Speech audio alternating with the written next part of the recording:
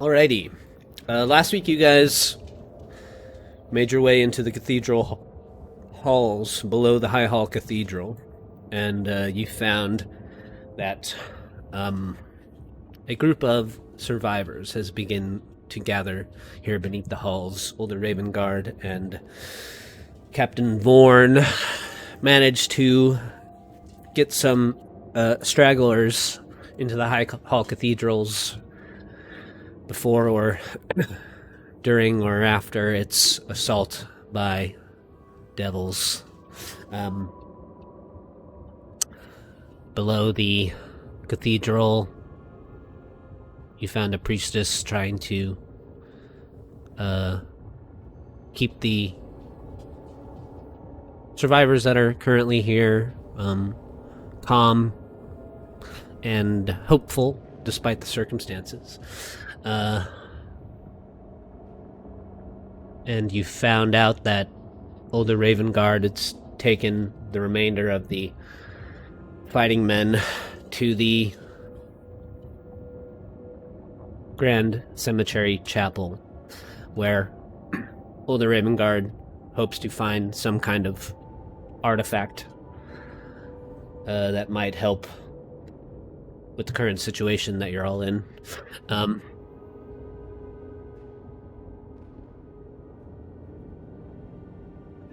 You found that currently all these survivors will soon be out of sustenance, and in hopes of creating a food source, Crayley planted some magic beans, which resulted in a treant from the Feywild named Gnarl the Wise appearing here in the cathedral halls.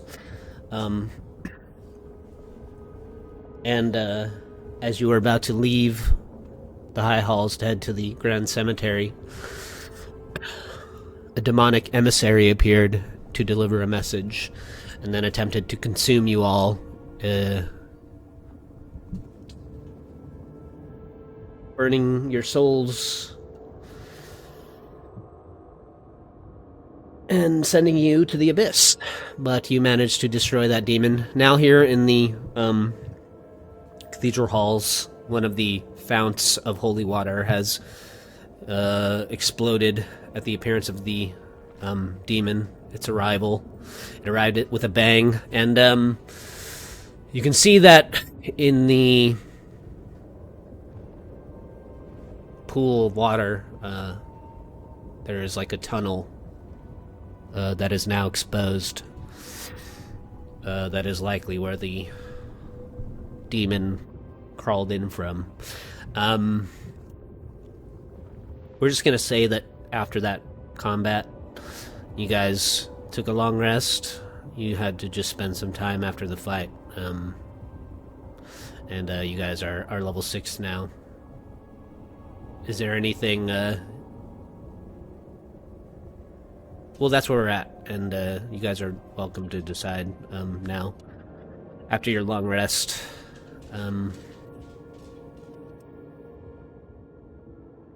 some of the dead that were burned by the demons have been kind of cleared away. Feria, I think her name was, she happened to be one of the casualties of the appearance of the demonic emissary.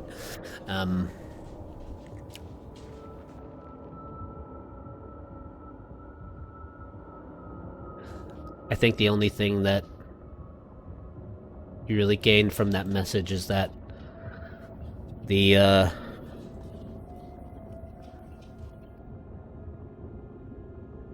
let me see what I wrote.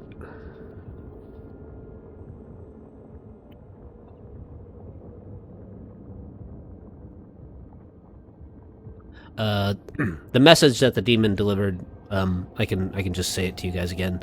Your hope is lost. Your faith is vain. Your savior, Ulder Ravenguard, has succumbed to chaos. So the demon alluded that Ulder's already lost, but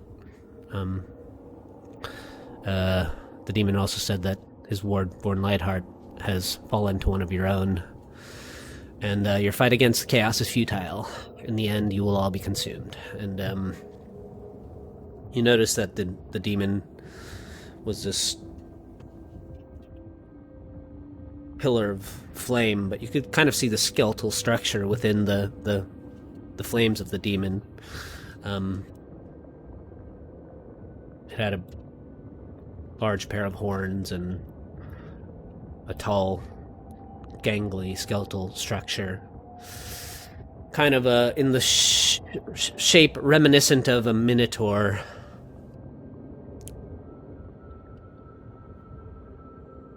I know you missed last week, Delos. Do you have any questions or anything about the session last week?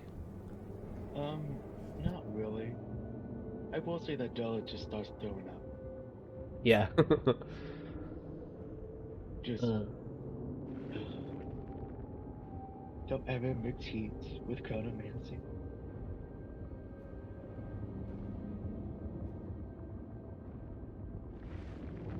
Yeah, you're the only one who really recognizes that you turn back time, you know? You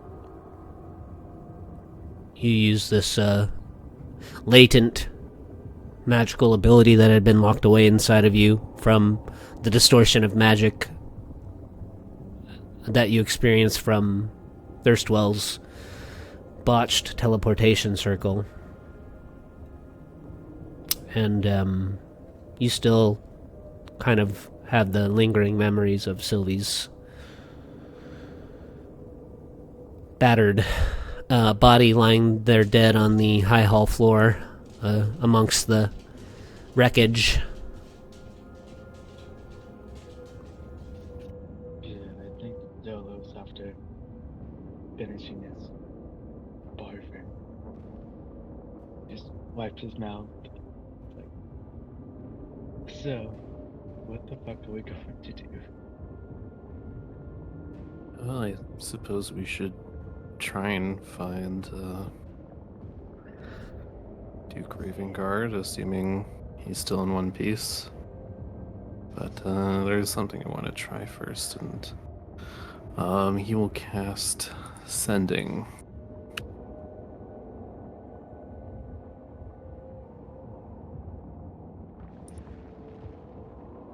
And let's see if 5% chance of it not working.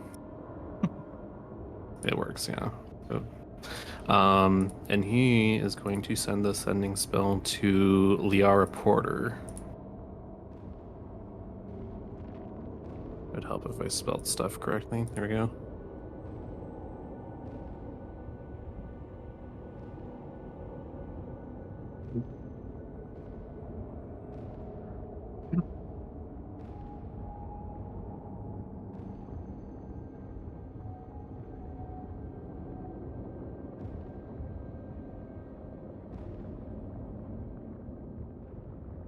She can respond to you, right? 25 words. City of El Terrell has been taken to Avernus. Many casualties. Currently in high halls with survivors. Need extraction soon.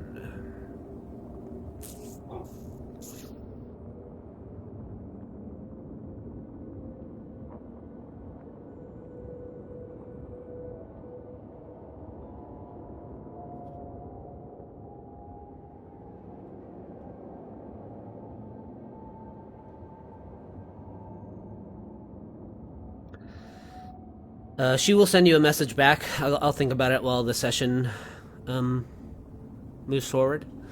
Sure.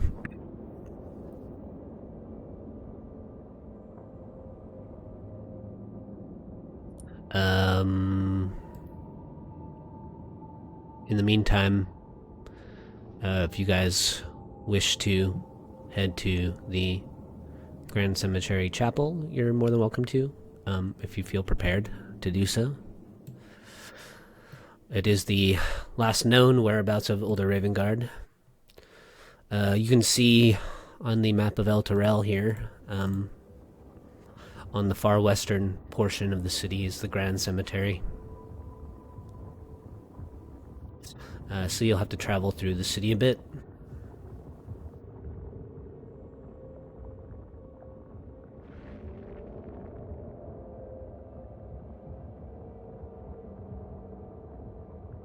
Yeah, let's do it. Yeah, we probably should.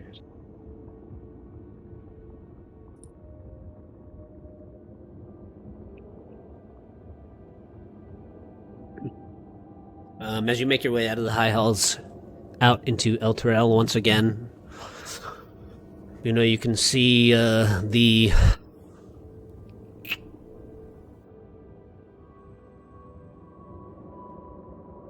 Dark Companion still resting above the city,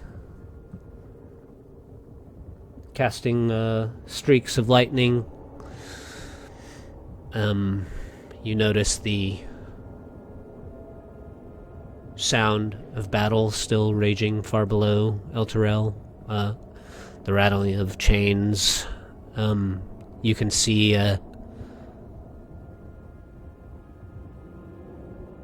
little hosts of devils that have sort of surrounded the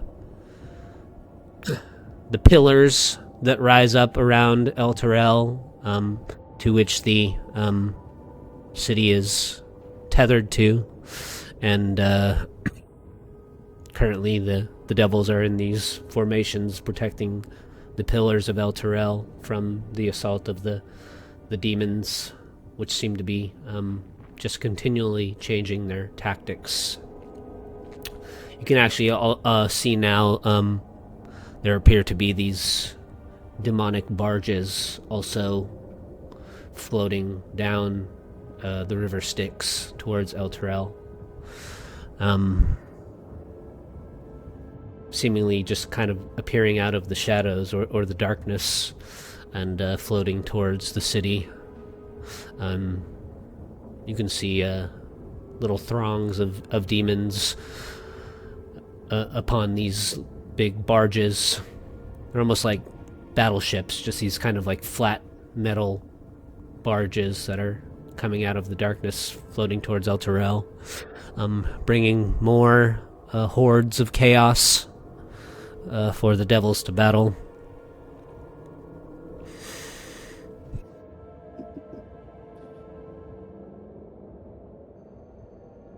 By the gods, those things are disgusting. Indeed they are. The western portion of the city here still does appear to be much quieter than the eastern side. The eastern side of the city does seem to be a little bit more enveloped by fire and brimstone. There's no telling how many survivors are still hunkered away in the many homes, chapels, and buildings on the western portion of the city. But as you make your way towards the Grand Cemetery, the streets, for the most part, appear to be fairly empty. Is there anything any of your characters are sort of keeping an eye out for in particular? Movement? Just some sort of movement, I guess. Any side of devils? Any sign Or of demons. or demons? Any sign of patrols?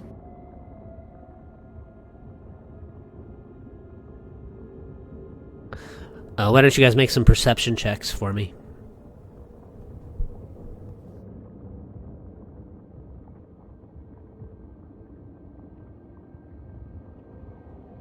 Oh, snap! Roll of a day.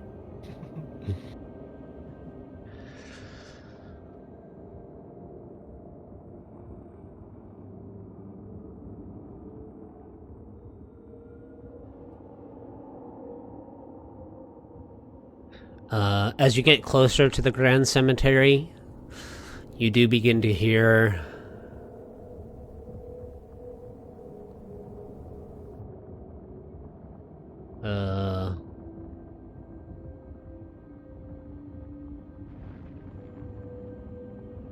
sort of the moans and shuffles of undead, and you can see that the closer and closer you get to the Grand Cemetery, you see sort of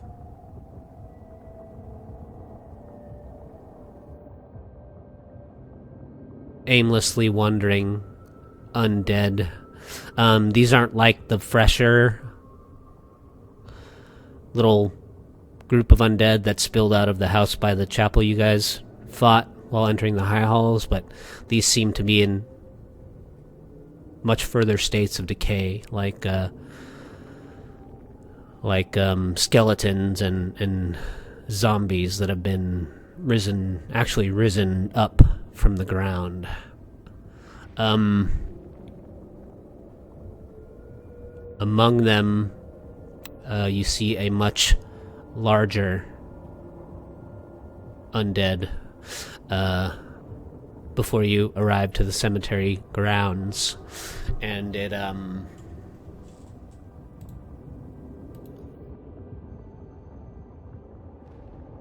appears like it's had it's like a large skeletal figure. It seems as though it's had its flesh recently stripped from it, and so it is a tall skeletal framework of bones with a large pair of horns coming out of the top of its head. Doesn't seem to notice you. It kind of lumbers through the streets among some of the other more humanoid-looking undead, but these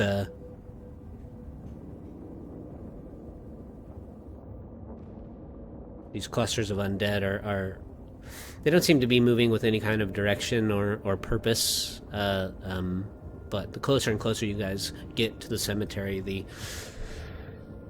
thicker that the undead seem to be, and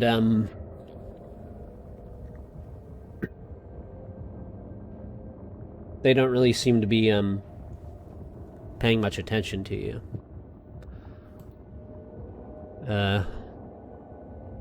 Let's see. As you arrive near the cemetery, you can kind of see like all the patches on the Elturel map, the large rows of gravestones, you know. You can see a 10-foot high brass fence that once surrounded Elturel Cemetery has fallen down in numerous places, and a wide gate allowing access to the grounds has been torn from its hinges. You can actually see there are severed humanoid body parts that adorn the spikes atop the fence posts, and some of the body parts are still wriggling and writhing, sort of twitching in concert with the lightning flashes of the companion.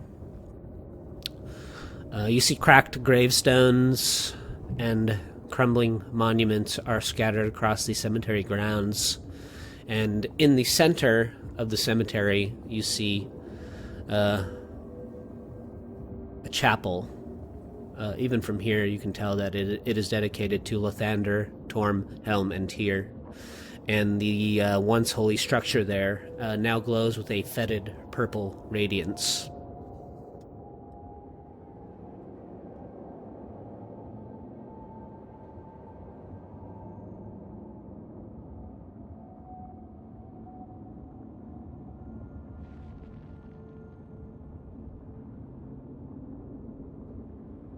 You can see dozens of skeletons and zombies moving about the grounds beyond the fence,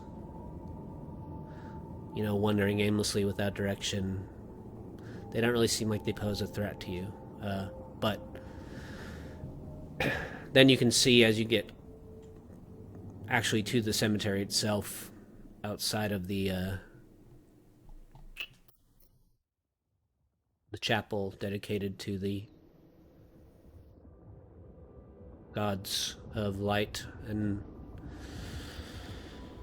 order and life.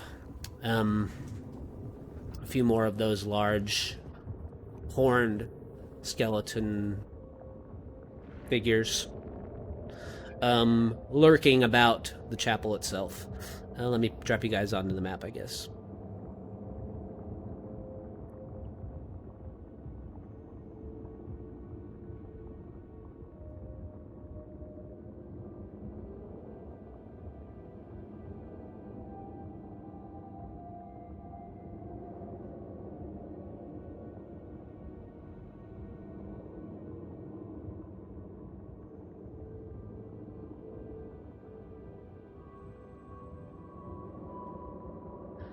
As you guys make your way through the cemetery,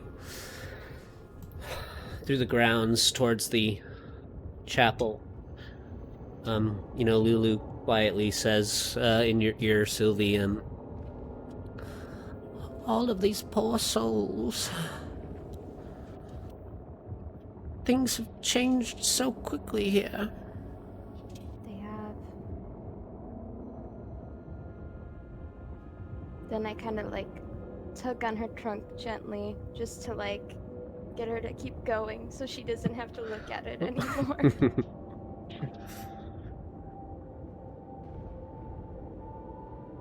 So kind of up ahead, past some gravestones, you can see on one side of this chapel these carved pillars resembling heroes of Elturel's past that decorate this sort of white marbled patio leading to the main chapel. From here you can tell the dark mahogany doors are ajar, and the remains of the patio windows have been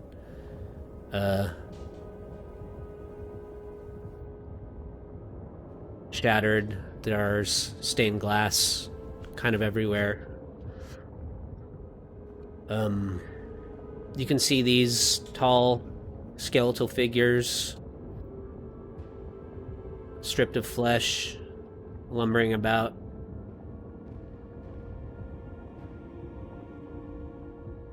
Fun.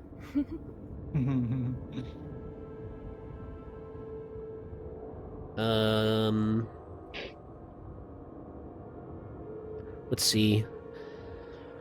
Why don't you guys make some stealth checks for me? If I cast enlarge and reduce myself, can I get advantage on my stealth? Yeah, sure. Awesome. Yeah, I'll do that then. I'm gonna make myself as small as a mouse. A mini Sylvie. I'll move you guys over on the other side of these gravestones. Didn't help me at all.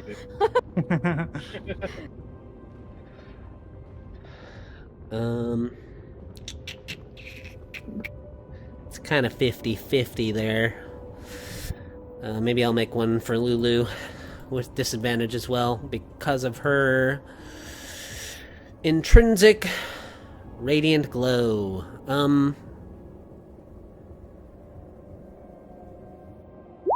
She has a... she passes. Alright, Lulu passes, which helps you guys with your group check. And the Minotaur skeletons do not seem to be aware of your presence currently. There are a few, as I said, zombies and skeletons wandering about you, even amongst those graves there, but they seem to be really paying you no mind.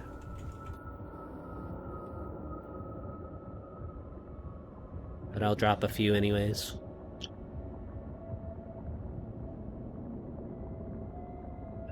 Here, along this side of the chapel, you can see these are kind of busted out stained glass windows.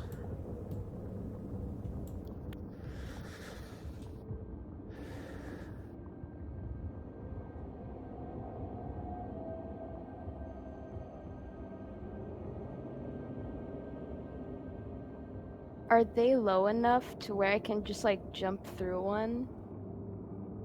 Yeah, they're floor to ceiling basically. Okay. And are they all shattered? Yeah, it looks like they've all been shattered out of their frames. Yeah.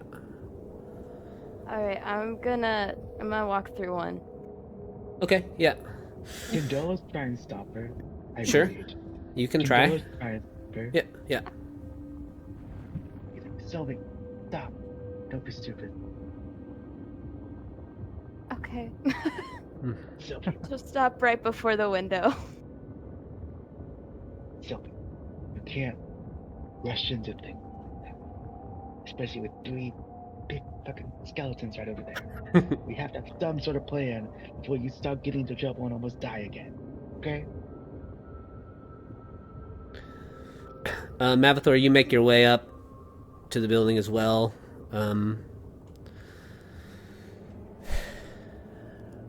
While Dolos is trying to entreaty you all into pausing for a moment, but you do see through one of the openings where the stained glass window's been smashed out. You see the remnants of smashed fine furniture in that portion of the chapel. You can see actually the remains of one of the stained glass windows that's strewn across the area. One section of this huge stained glass window kind of remains intact, like it wasn't fully shattered.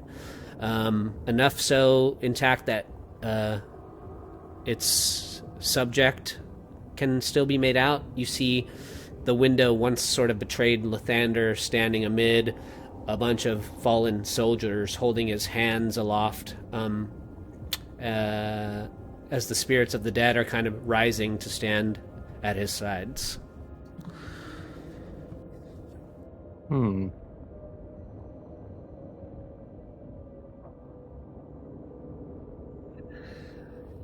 can see, kind of pictured behind Lathander in the stained glass, like an image of a sun rising over a horizon, a kind of a half sun rising over a horizon. All these like geometrical shapes in the window, these like really pointed, like when a little kid draws a sun, and it's like pointed triangles and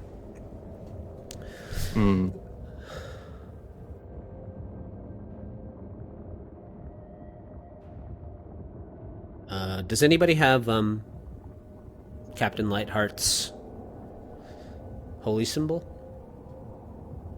I have his necklace and his ring. Are you wearing them, Sylvie, or? I think she just threw him in her backpack. Okay. Never mind.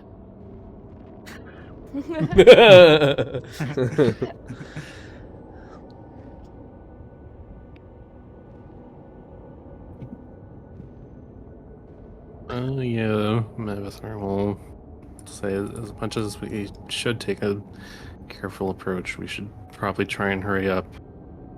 For all we know, the Grand Duke's life might be in danger. Sophie goes through the threshold of the window. Does no one listen to reason nowadays? Clearly, we'll follow Mavathor. Try to get through the window.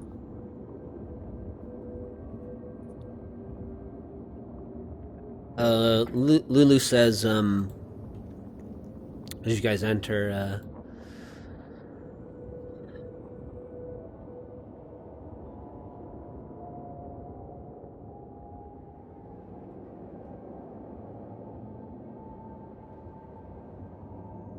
such destruction, all of this desecration, this beautiful place, all these disturbed souls. And she kind of looks down at the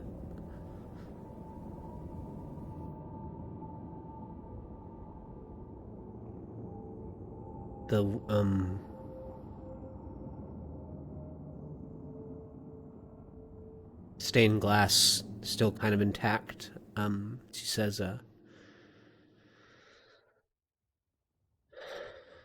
we should say a prayer for those that have been lost here.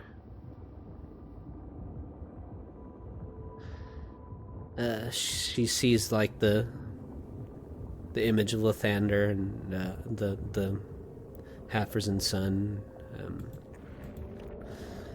She says,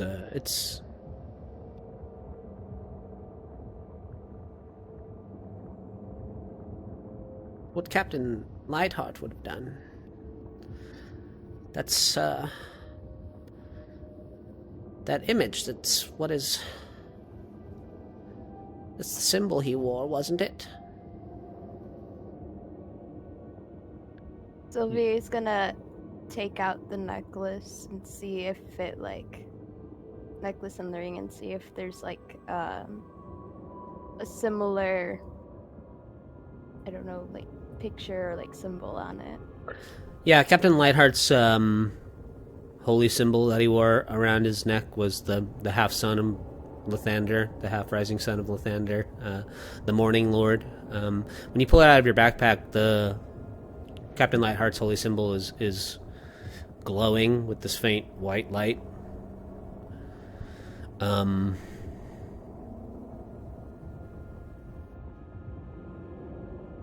If I is it kind of a hot and cold thing where I turn it one way and it glows brighter? Or is it just glow?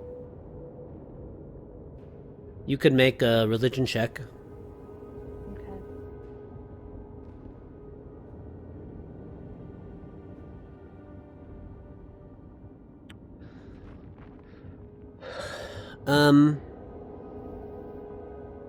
It's not like a hot or cold thing. It's likely that, this chapel dedicated to these four gods is highly consecrated. If anywhere in the city, the connection to those gods was strong, it would likely be in this place and in the high halls. Here in the Grand Cemetery, it's quite likely that many rituals, funeral services, those kinds of things have taken place.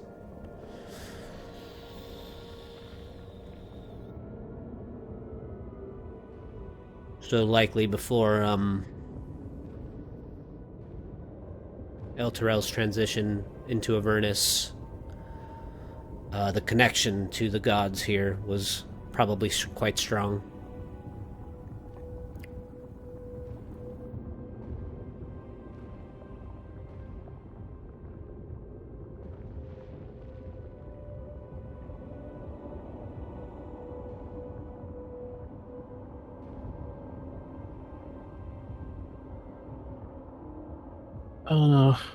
Maverick looks over here. What happened here?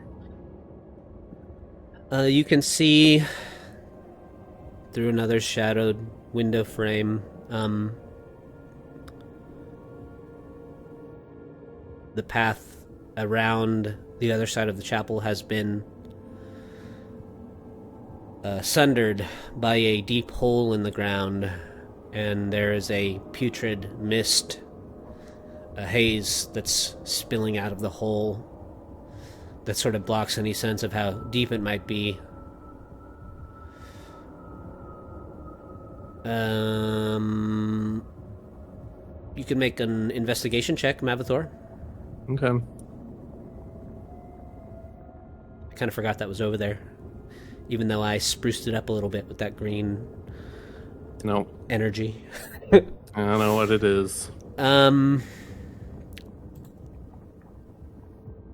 It's green. It's Take a little tumble. It's the one thing that you are feeling from it is that you can definitely tell that it's some kind of necromantic mist, and you feel as though you really don't want to get close to it. Okay, well, we'll say let's investigate going the other way around. You sure? Maybe there's something down there.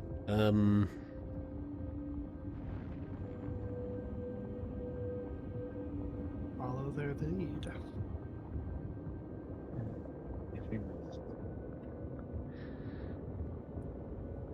see. Let me make another.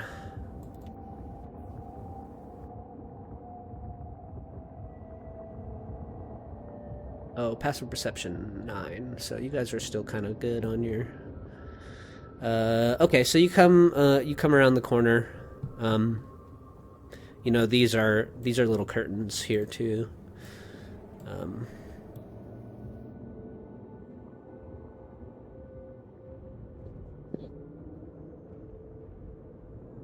To the south of you, as you kind of come around that corner of that semicircular center portion of the chapel, you can tell that was likely, to the south of you, the once beautiful main area of the chapel that is now littered with more broken furnishings and splintered chairs. Like all the other portions of the chapel, the stained glass windows have all been smashed on the side as well. But there's another large window that remains mostly intact on the floor, depicting a representation of the god Torm placing a golden helm on the head of a man kneeling.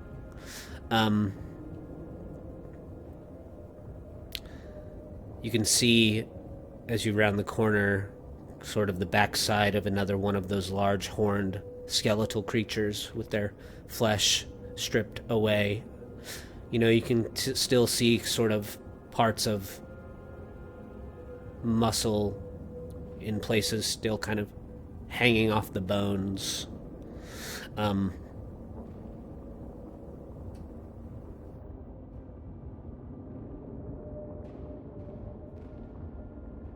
I peek my head through the curtains?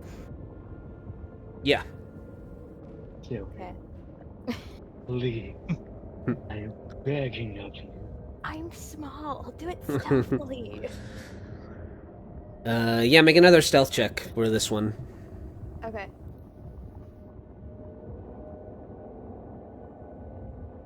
But you can do it with advantage. Well, there you go. That's good enough. Oh, Damn. that's good. These three curtained areas, the archways sort of connect this chamber to the other areas of the chapel. You see shattered wardrobes and dressing tables, as well as a number of smashed mirrors, sort of suggesting that this is once where priests would prepare for their daily services. You see a set of spiral stairs leading down, and these stairs seem to be guarded by two creatures with insectoid-like features. Each one of them is armed with a wicked-looking trident.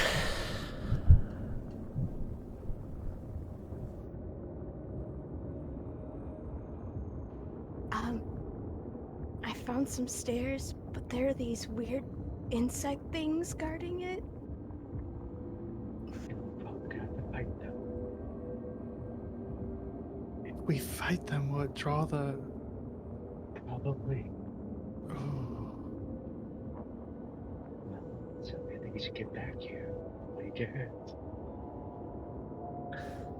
You hear some, well,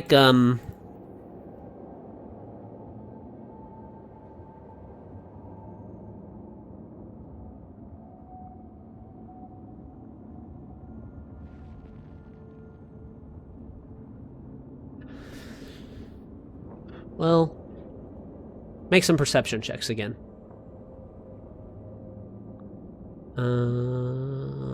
Right. And does anybody have any, I know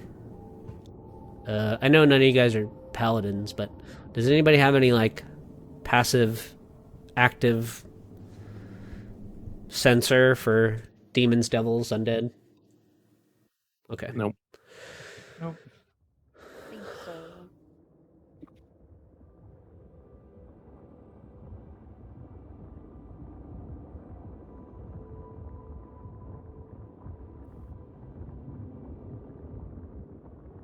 Well, they're not 20. That's... You hear some crunching sound, some boot or feet on glass, and from the south of you, a man steps into the chapel. directly to the south of you, sort of into the main entryway. And you can see that he's tall and slender. He appears to be barefoot, and he's just walking over the broken glass. He has dark skin and these long, sort of curled black dreads, kind of draping off the sides of his head and his chin. Something distinct that you notice is that, he has some brightly colored vestments on of blues and orange, and you can see a dull... One reason that you kind of notice him from this distance is, A, he doesn't seem to be bothered too much by the large creatures lurking about, but he has a dim orange glow resting in his pupils, and so you can kind of see his eyes. He doesn't seem to be carrying any weapons, and as he steps into the chapel,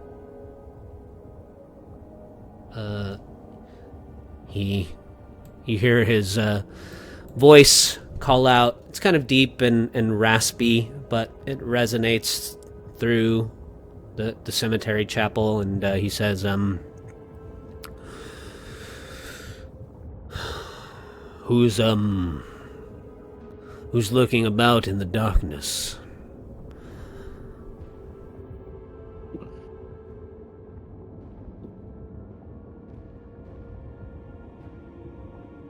Come forward and show yourselves.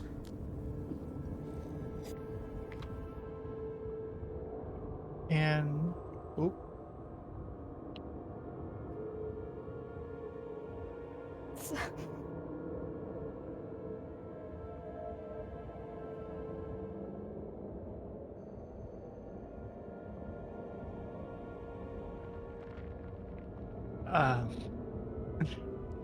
well, I didn't want to interrupt if you were about to do something, Sylvie.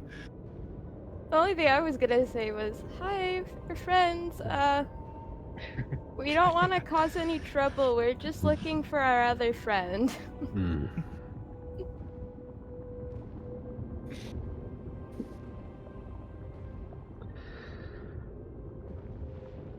And, who's your friend? I don't know if you know him. His name is Duke Ravenguard. Hmm. I allowed the humans to enter the ossuary level, since they were not demons.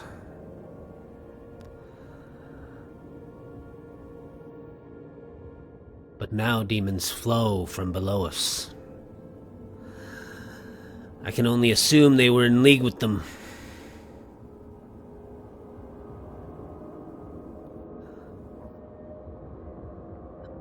Do you have any means of proving to me that you are not as well?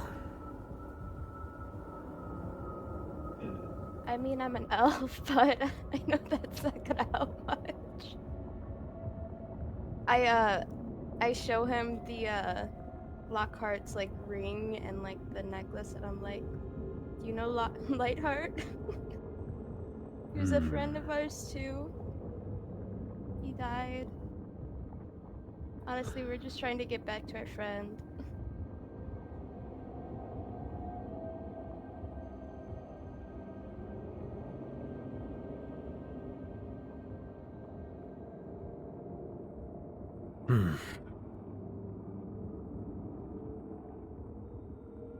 Just because you carry a symbol of Lathander does not mean that you're in league with the demons. Yeah, I should have saw that one coming. Well, Avatar will step Demons forward. are treacherous creatures.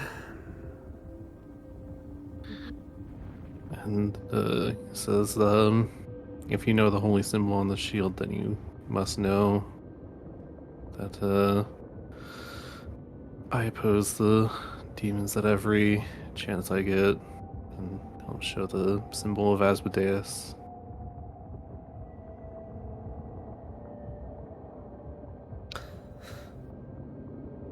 And create a...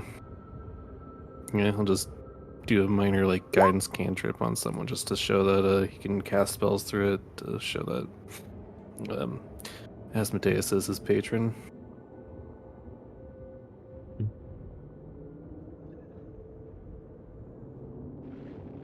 Does that mean that you are in service to Zariel as well? No, only to Asmodeus.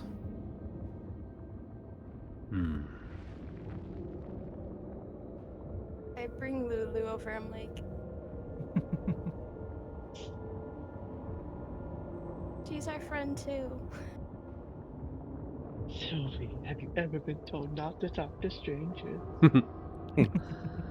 And I think He's Dolo's trying to like, be more like you, Dolos. Sylvie, that's not a good thing. We don't even know who the hell this person is.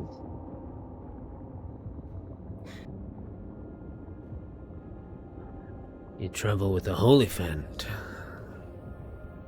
How do I know that you do not have it enslaved?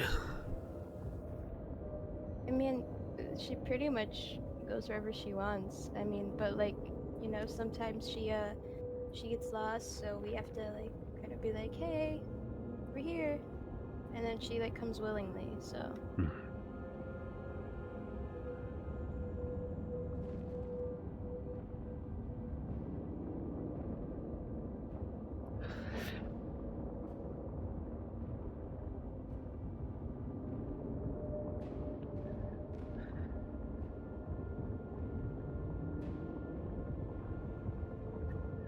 If you are here to slay demons, then I can allow you to pass below to look for your companions.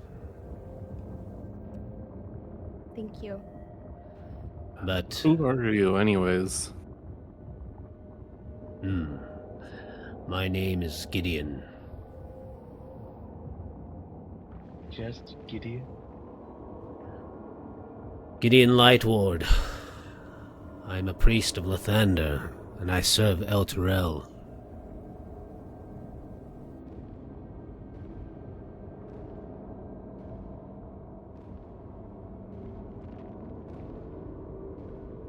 And so these undead are with you?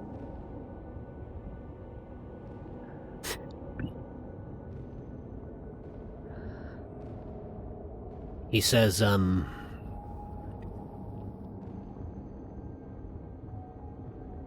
using my power granted to me by the Companion to raise an army to fight the demons that threaten the city. I like this man's style. These monstrosities emerged from below, and I stripped them of their flesh and bent them to my will.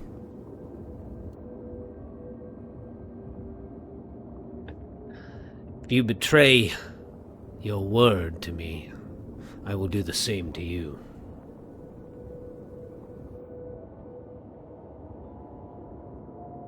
Does your protection extend to the citizens of Elturel?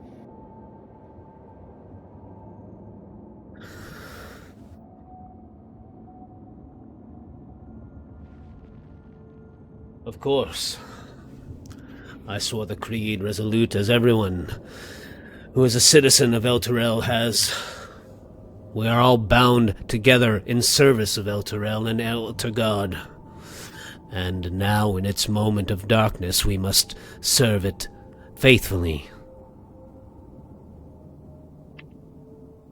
Well, I want you to be aware there are a few survivors remaining in High Castle, underneath High Castle, that could use further protection.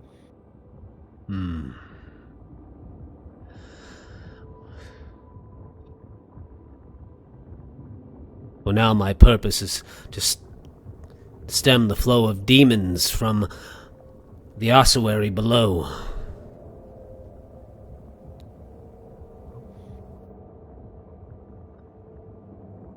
We hopefully left them in protective hands, but just in case, I wanted you to be aware.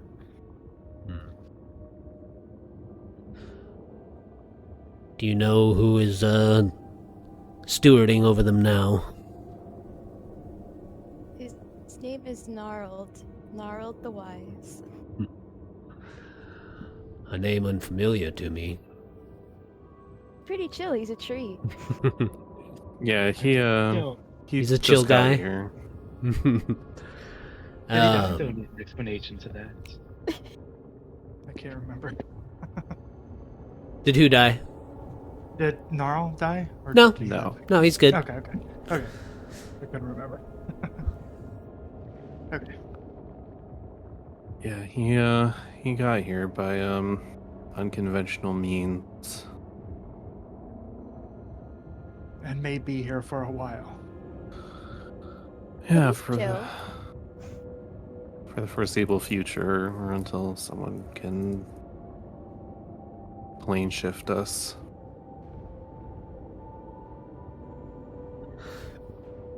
I say this as we appreciate your help here, but our priority at the time was for those survivors, so I want you to be aware before we press further.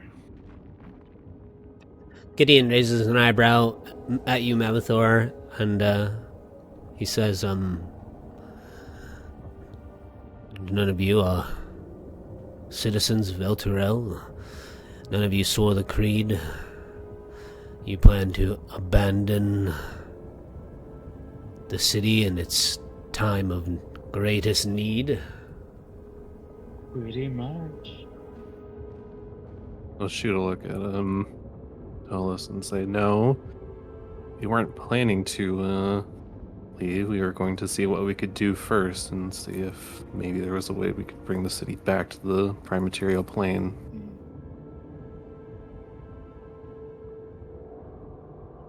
But our first priority is getting to Grand Duke Ravenguard.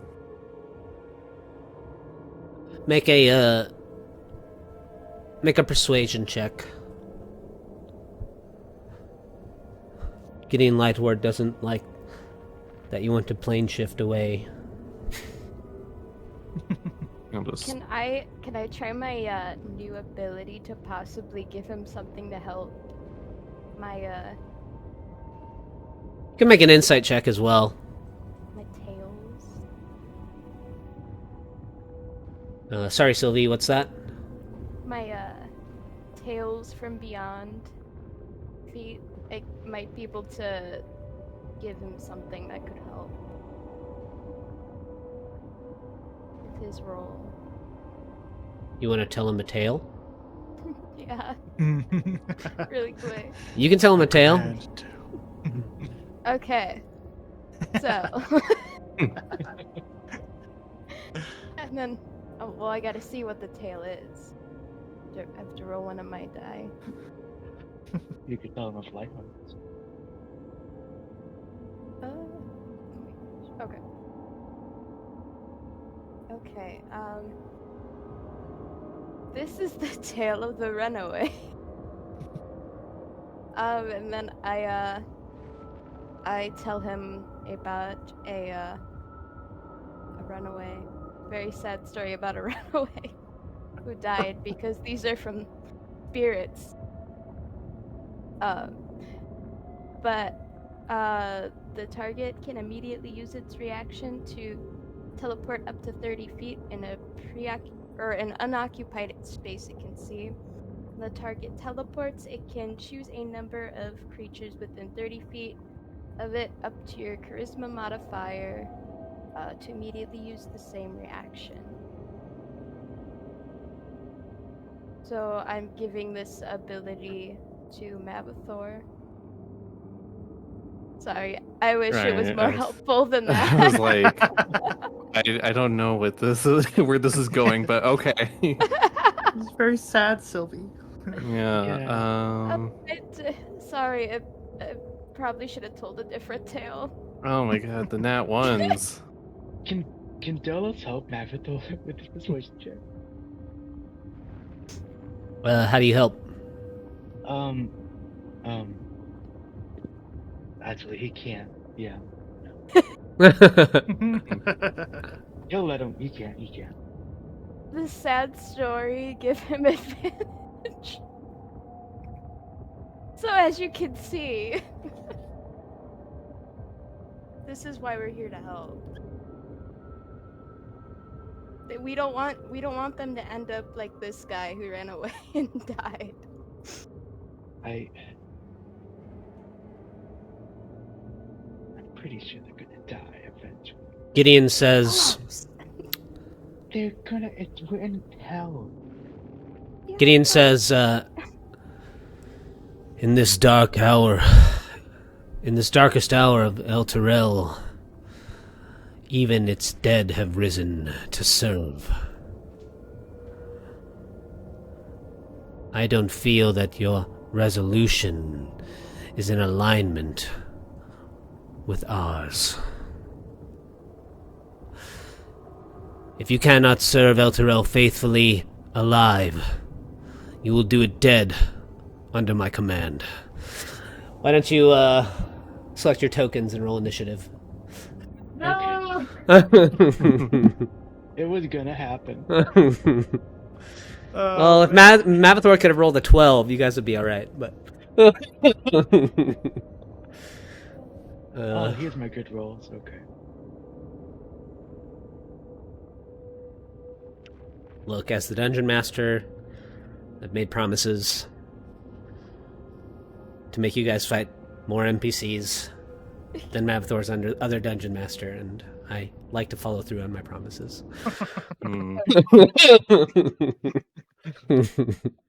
Are we at all closer to get in, or are we actually like this far away? He's probably moved maybe to like here. Okay.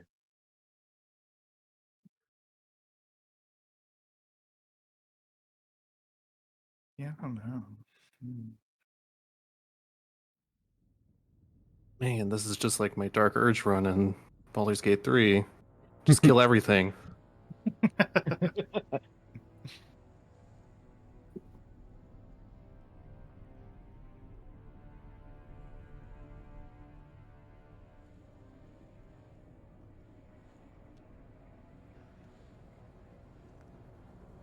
All right.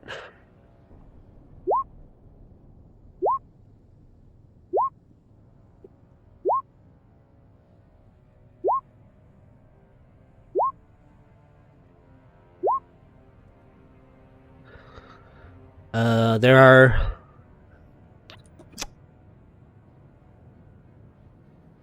two unseen groups of enemies that I'm going to run as groups to keep the turn order manageable, okay?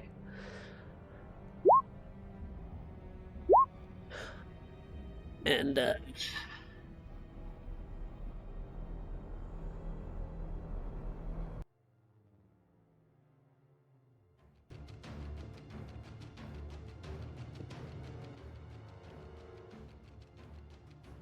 we'll float Lulu over a little closer to you guys here.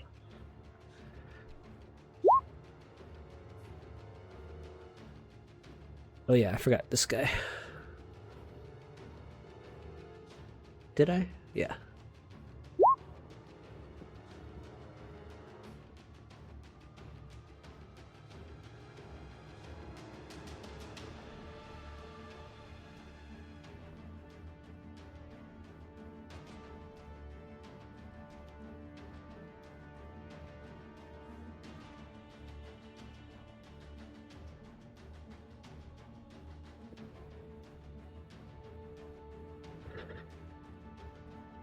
Gideon's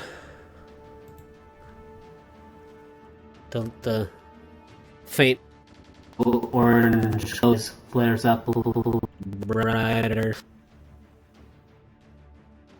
as he points to all of you.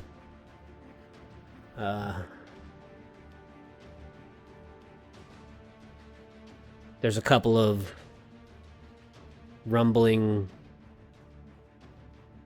sounds like thunder, and outside of the chapel there's a few flashes of blue light as a companion strikes out.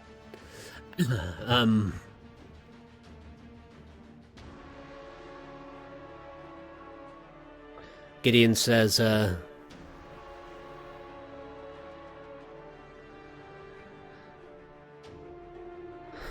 you're unwilling to serve El Terrell faithfully in life, you'll do it in death. And he points at you all, and the big minotaur-like creatures all kind of turn towards you. You can hear their bones rattling, and their sharp horns kind of glinting in the darkness as they come towards you. Dolos, you're up. I think Dolos runs in front of Sylvie, and as a bonus action, puts on his mask and activates his head, and then just sends announces blast over at Gideon. Do you want to hex them as well? Yes, would love to hex him, and I think affect his strength. You wouldn't be able to hex him and use Form of Dread because both are bonus actions. Ah. Oh, they are? Okay, then don't worry about hex. 25 hits for Eldritch Blast.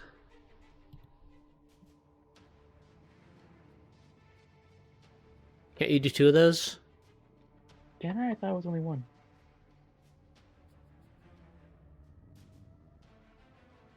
I think for Eldritch Blast, instead of the damage dice going up, the amount of times you can blast does.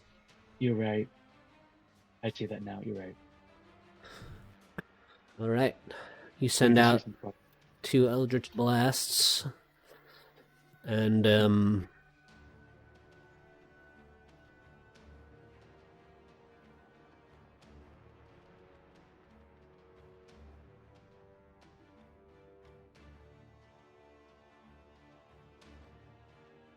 anything else?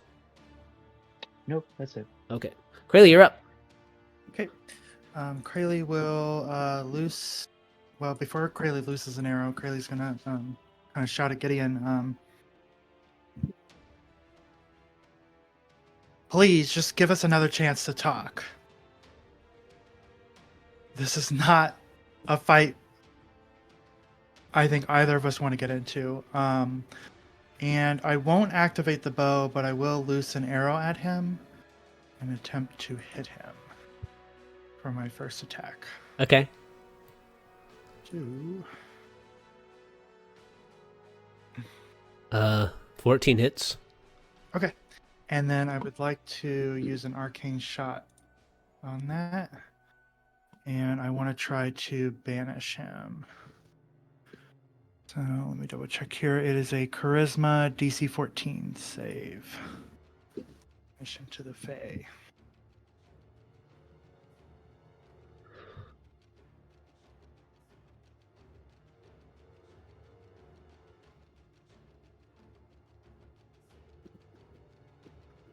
He rolls a natural 20. Ooh, shit. Okay. So for that same action, I'm going to use my second attack. Still not activating the bow. Well, I rolled the same. I would like to use my second arcane shot to try to do the same thing. I will be out of arcane shots.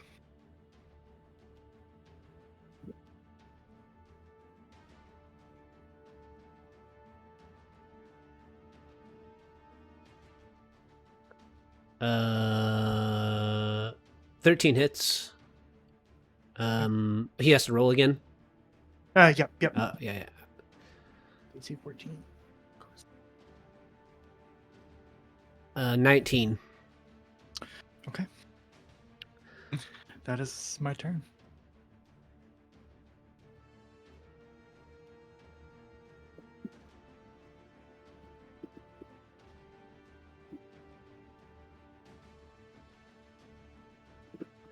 From behind you, Krayley, the shadows shift, and you feel this chill down your spine, but nothing happens. Mavathor, same. Nothing happens. Dolos, you're okay. But the shadows around the room start to sort of play tricks on your eyes. You feel out of the, like, your peripheral vision. You can see movement and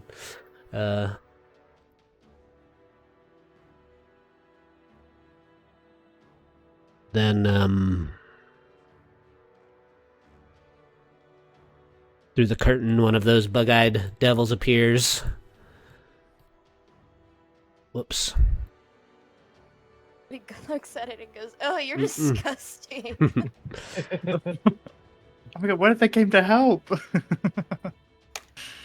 I think it was protecting the stairs, so I doubt that. It tries to strike you with its trident, Sylvie, but your displacer cloak keeps you safe.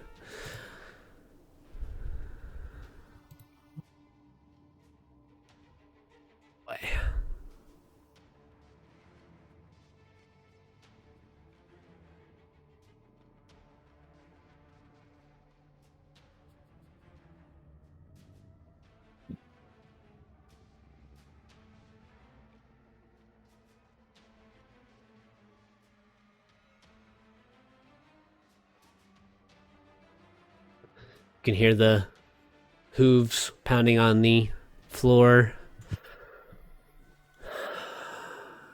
and the grounds outside of the chapel.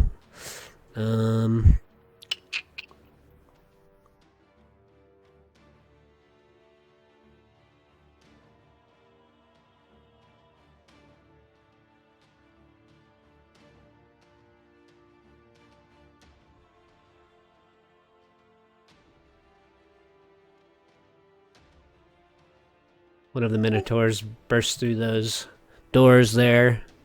And Mavathor, you're up. Alright, well, thanks for bringing everyone within 15 feet of me. He's just going to cast Spirit Guardians.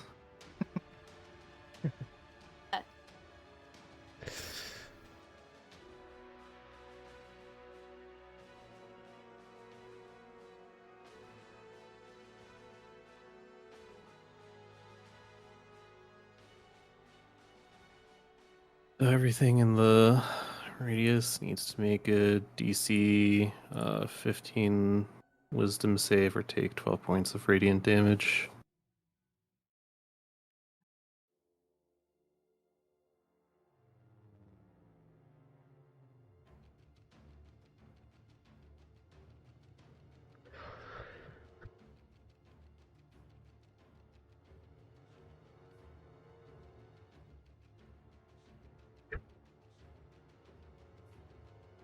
These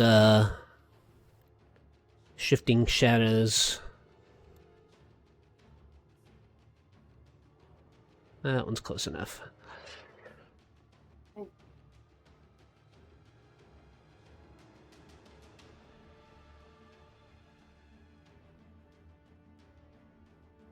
All get dispersed as you conjure your spiritual guardians around you. The Minotaur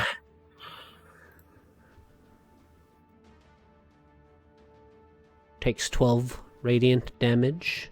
Okay, they are not vulnerable.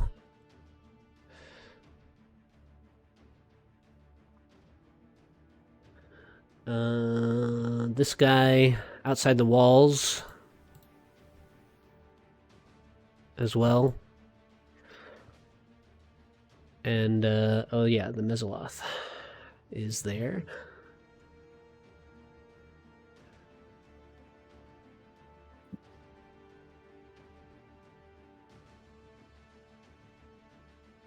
which also fails and takes 12. Okay. I think that's everyone. All right. And yeah, why not? He'll just take let's see, 1, 2, 3, and yeah, he'll take one more step without provoking opportunity attacks. And also hit Gideon and this other skeletal minotaur.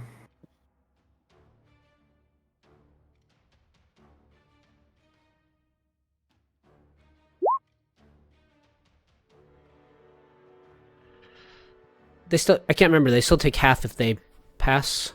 Yeah. Okay. Gideon takes the full 12. And the other Minotaur takes the full 12. Yep. And that'll be the end of his turn.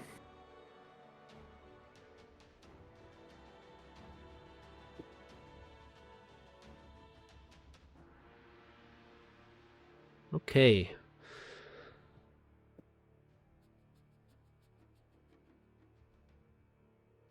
Lulu will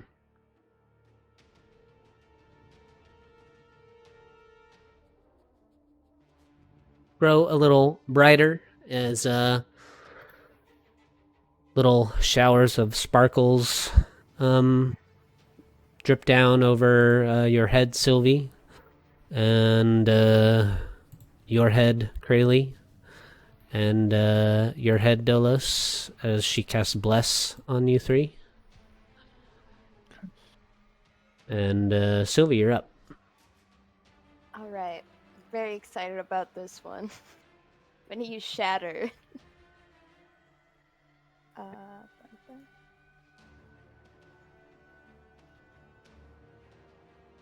And for some reason, Sneak is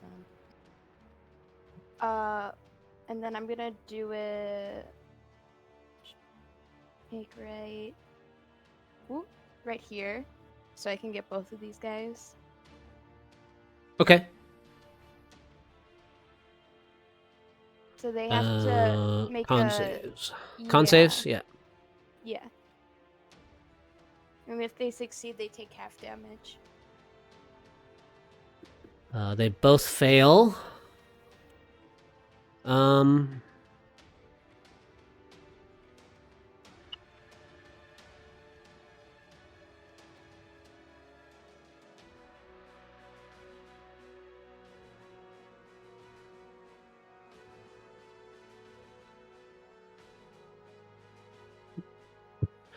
Okay, and take 11.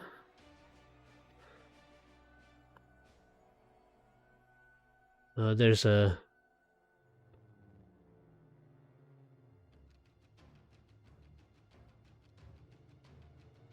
burst of energy as your shatter sends debris and glass everywhere. The Gideon and the Minotaur take that thunder damage. And then, can I give Dolos some bardic inspiration? You can. Awesome. Okay. Mhm.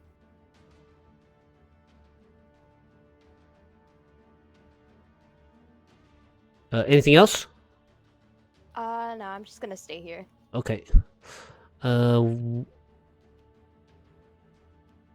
Spectre passes through the walls and takes 12 damage and misses you terribly, Mavathor. Okay. And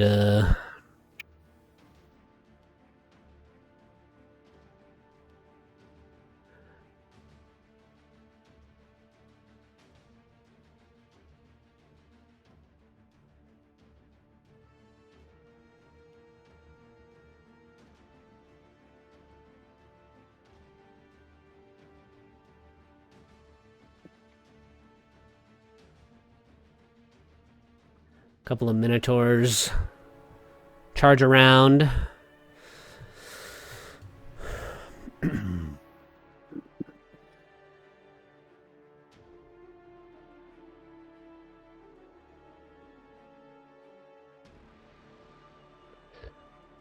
Lumbering through the chapel, Minotaurs kind of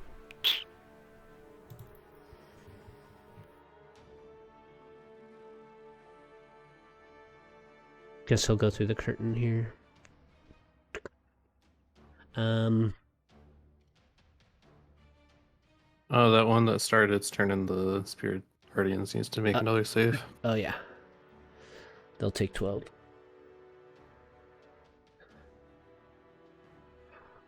Spirit Guardians. Such a good spell. Yeah.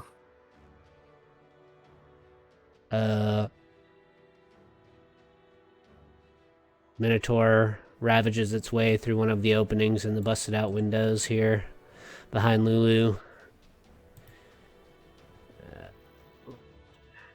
Had to dash, so they will end their turn there. And Gideon.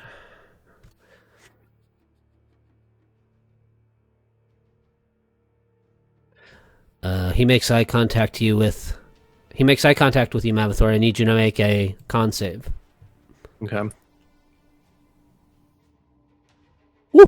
Good lord. He'll stare right back. You take 9 necrotic damage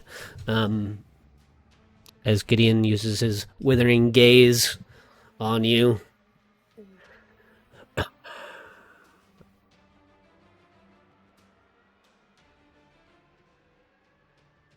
Another one of the little bug demons flies out of the curtains and we'll try and poke you and claw you there, Sylvie.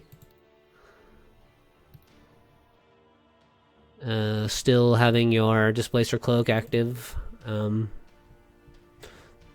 They keep like poking kind of around you and slashing around you as your image is kind of shifting there. Another Minotaur.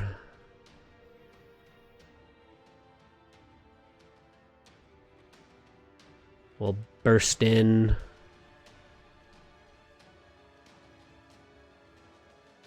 I guess I'll just head up here. It's kind of cramped in there.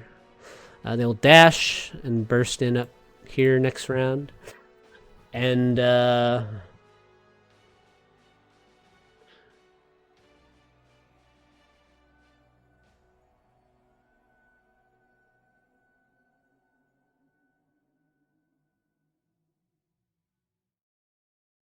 then there is sort of a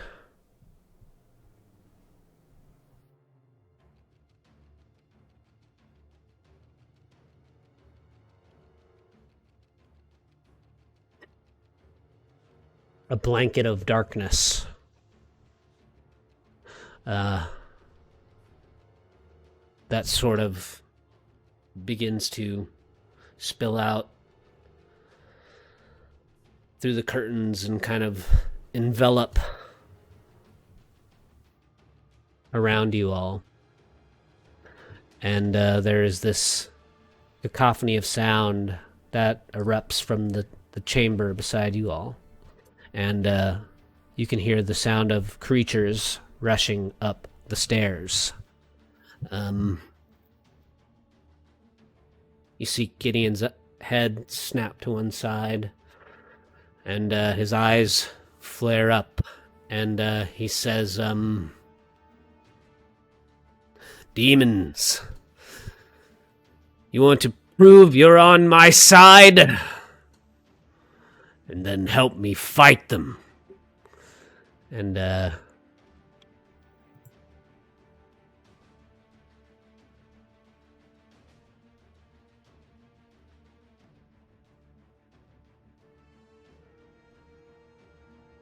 we gotta get a little radius going for this guy here too.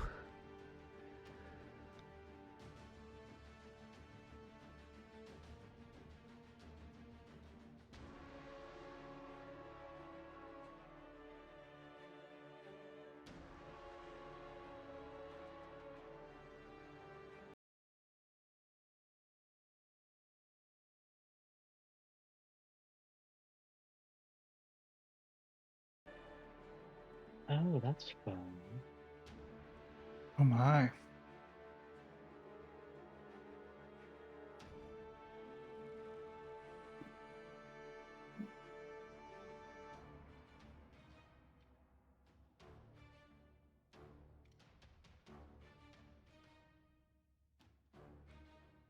Oh my god.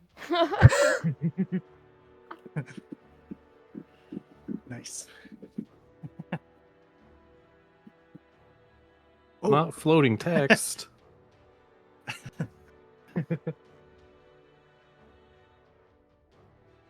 Yep, floating text. That's scary. Oh yeah, there's some other creatures here too.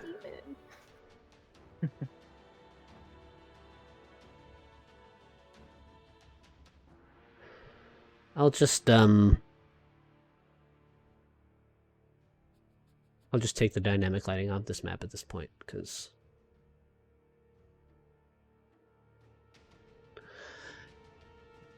all the cards are on the table. Oh.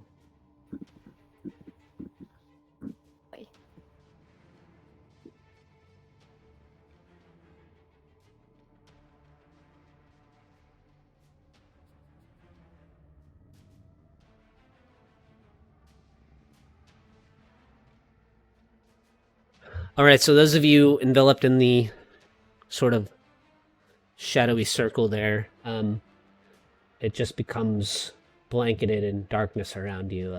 Even with dark vision, you can't see through this darkness.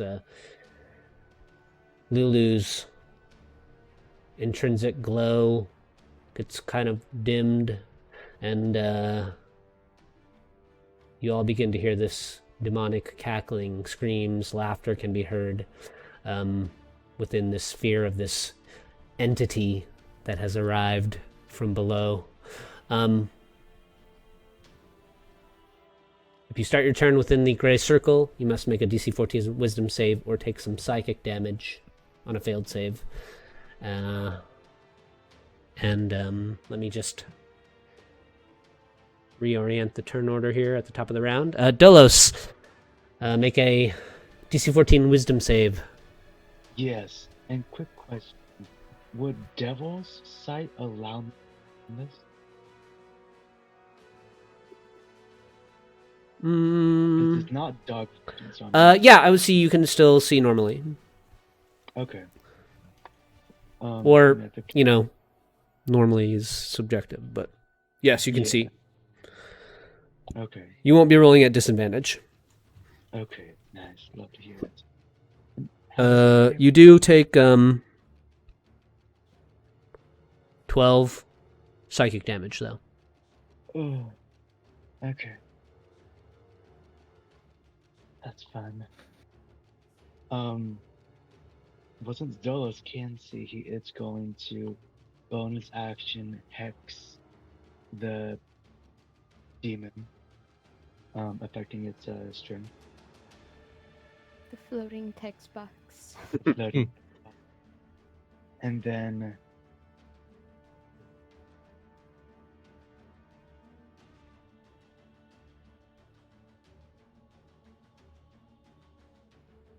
it's gonna go up to it with its sword and swing at it twice. Hoping Ooh. to hit. Nice. Both hit. Wonderful.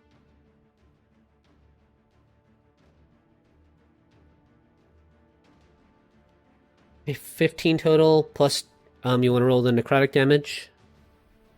2d6 for hex? It was already rolled. Oh, was it? Hex. Oh, got it. Yeah, the I'm 11. sorry, I missed that. Oh, that does remind me.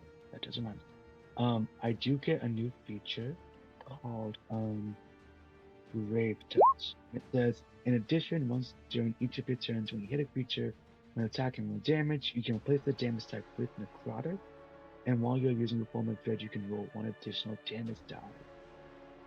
Okay. When you turn necrotic damage. So can I roll one additional damage of the sword slashing damage and just make it so can I roll an additional d8 and then change that damage to necrotic. Yeah, go for it. You can also roll an insight check with advantage. Okay. Ooh. Inside. It's probably resistant. That's okay. I just wanted to use that.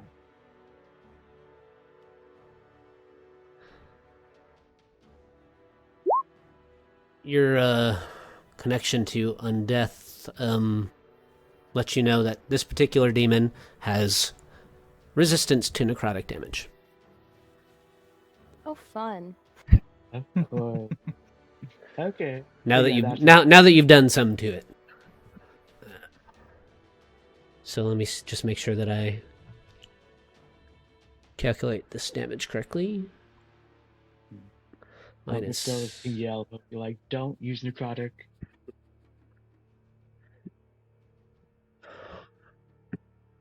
Okay. The creature will float its way over here, and it'll make a swiping claw attack at you there, Krayley. That's good. 15 to hit? Yep. Take 12 psychic damage. Okay. And it will turn and swipe over at you there, Sylvie. 25 to hit. That definitely hits. So that displaces your cloak or whatever, right? Yeah. And you take 18 psychic damage. Okay. And Krayley, you're up. Quick question. I can't remember. It's been a minute since I've done this. Switching weapons, is that an action, bonus action? No, object interaction. Yeah. So just a free. You can stow and yeah, just reaction.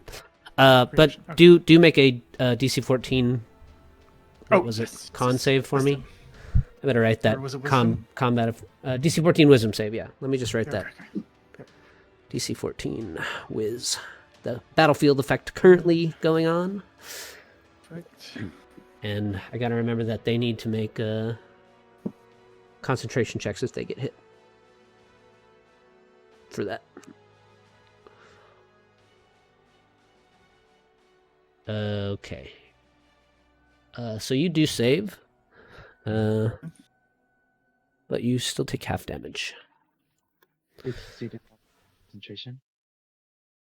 What's that? Did it succeed on its concentration? Oh yeah, let me make those But for I for did your attack it. for your attacks. Yeah. So it's got to make 2 DC 10s. Okay, it's good. All right. And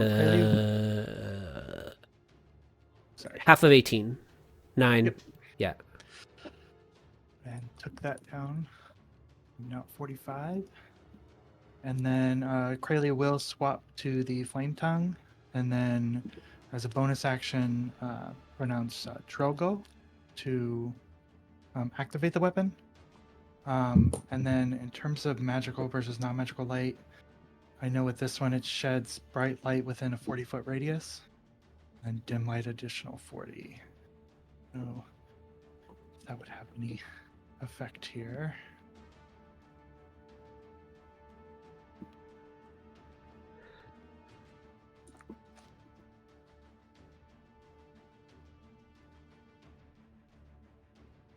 Non-magical light as well as light created by spells of 4th level or lower can't illuminate the area. It's kind of like a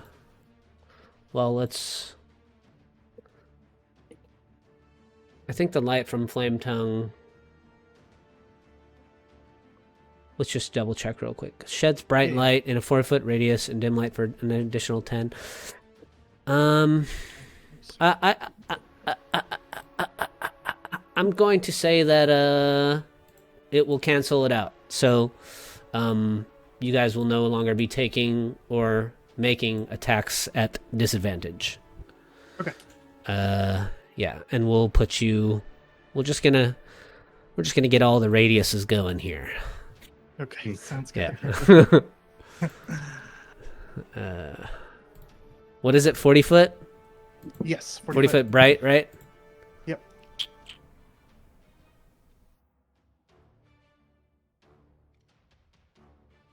Why not? Let's just get weird. Okay. And then I would His use my action darkness.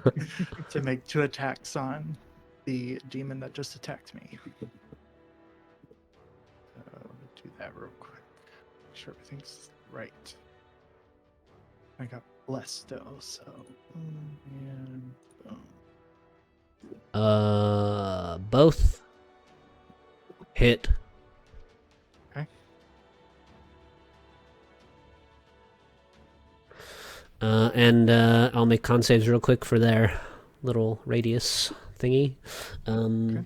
4, 5, 6, 7, 10, 17 total damage. Okay.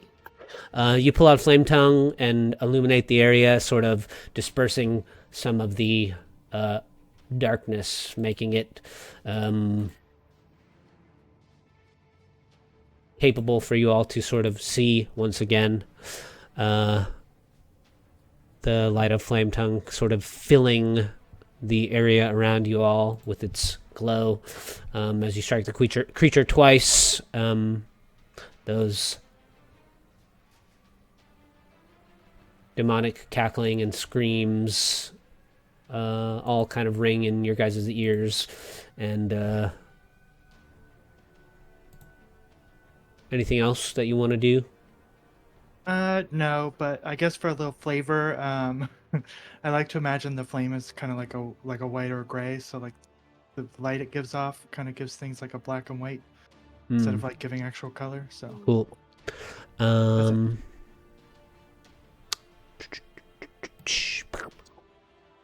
6. More demons kind of come up from the stairs out into the main area of the chapel. One of them swings their barbed tail at you, Mavathor, to no effect. It just kind of scrapes along your shield. And they take radiant damage. They do indeed take radiant damage. They take 12 radiant damage. Let me double check and make sure that this creature does not have any vulnerabilities. They take 12 radiant damage.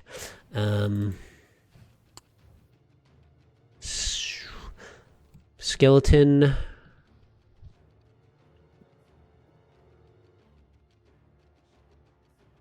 takes 13 psychic damage. And then it will attack the shadow demon in the center of you all there with its great axe. Just swiping kind of through the shadow. It shifts and the Minotaur's axe just passes harmlessly through it. These Minotaurs now turn their attention to the demons coming up from below and start to engage them. You see one of the Minotaurs hack into a demon emerging for 20 damage. Then the little bug-like creatures turn their attention towards the shadow demon and attempt to claw.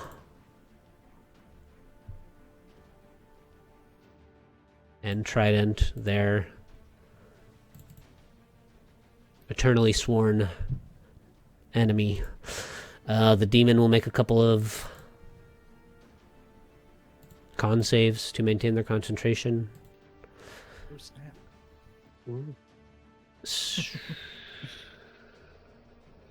And take some damage.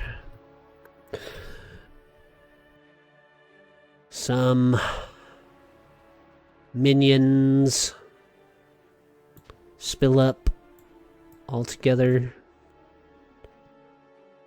And one of them will take some radiant damage moving into your circle, but they will all then start to sort of try and tear these, ooh.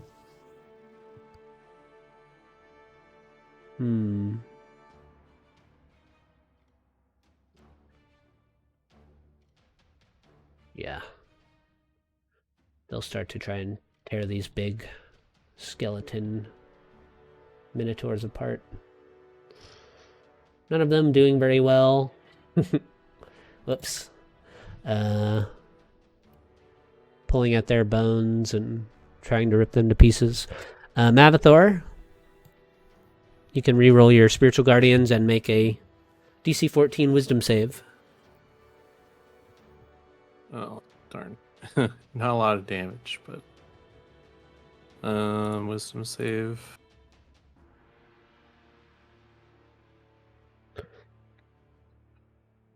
Take 7 psychic damage. Okay.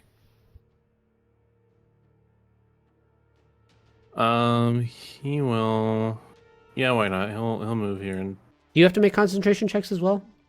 Oh yeah, I do. I believe I've taken damage twice. You can just roll once. That's fine. Okay. Yeah, I keep concentration. And I bait this shadow demon and these spiritual guardians. Oh yeah. Holy light of the pimpimps. What? DC 15, right? Yes. Okay, they pass. And then con save to They are. concentration. Yeah, con. They pass their save, but you can tell that when you enter their area, your spiritual guardians have a little more of a profound effect on this particular creature, and they are vulnerable to radiance, so they still take the full 9. Even though they saved. And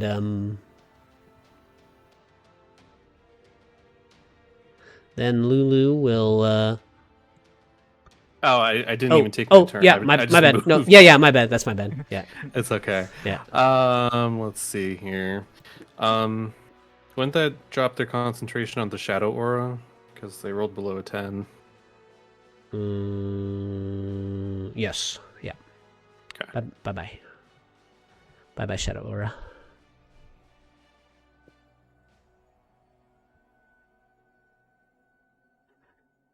The sort of cacophony of cackling and screams disperses from all of your ears. All right. Let's see here. Seeing the great effect that radiant damage has against this, I'll go ahead and lob a guiding bolt on it. 14 to hit. 14 just hits. Or 20. 20. Yep. Nice. And yeah, I believe that's it. That's the end of his turn. Okay.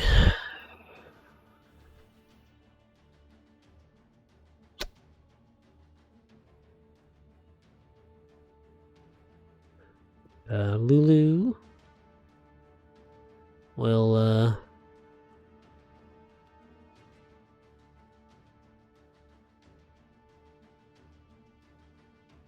fly up here and try and strike the shadow demon with her tusks. And she just misses, and the specter before you, under the command of Gideon there, Mavathor, will take the 9. Oh, he'll designate that the Gideon's allies are no longer affected by Okay. Spirit Guardians. They'll float through the wall then, and they'll kill one of these wretches. Sylvie, you're up. Okay, Oh wait, sorry, hold on. I was moving these creatures into groups, so now you're good. Okay. I'm going to cast Dissonant Whispers at the Shadow Demon.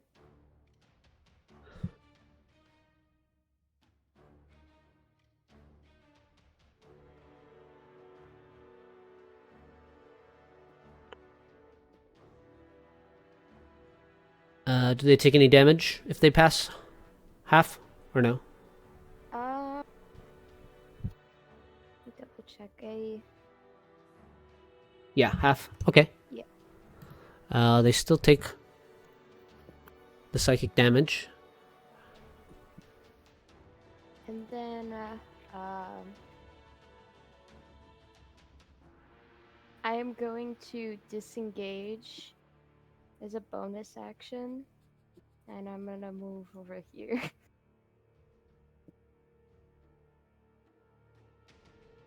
And then that'll be my turn.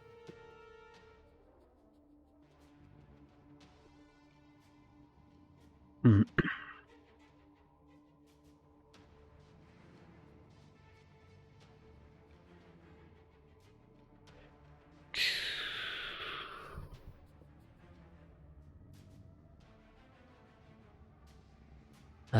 One of the minotaurs will charge into the center part of the chapel and attack a demon in there.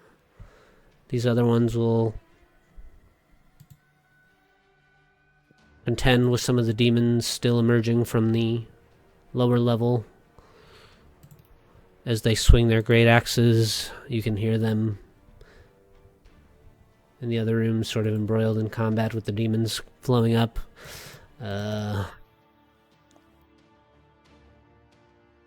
19, 25. A couple of these stretches get struck down in single blows. And Gideon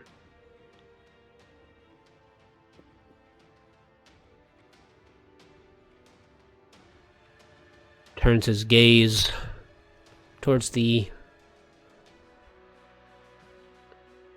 demon there right beside him.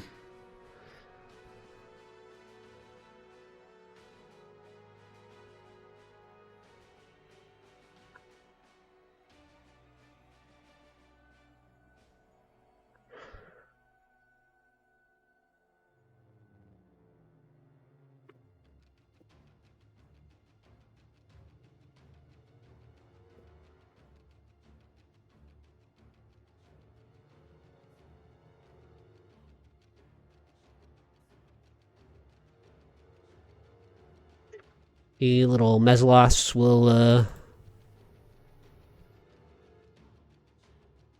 strike at the Shadow Demon for a bit of damage. And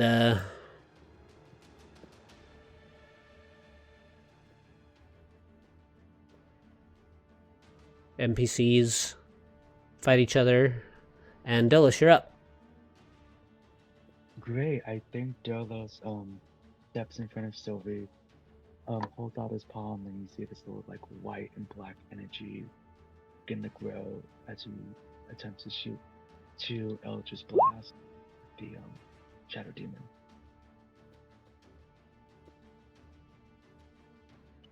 Both of those will hit for sure. 15, 22 total. 22 total damage. They still take half necrotic as well, so what's your hex damage? They're just resistant, not immune, so. Want me to reroll it? Yeah, you can roll it. 2d6 or whatever. 4, okay. Every point counts sometimes, you know? It does. And then as a bonus, is going to drink one of the mysterious potions. Oh. One of my favorite activities, random potion drinking. Mm-hmm. Roll a d20 for me.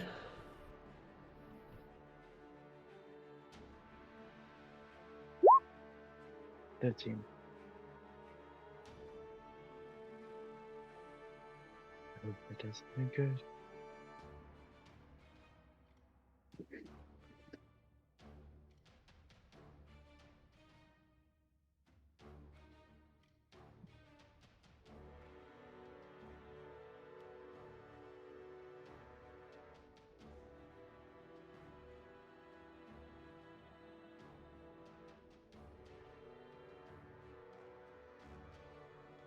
Hmm.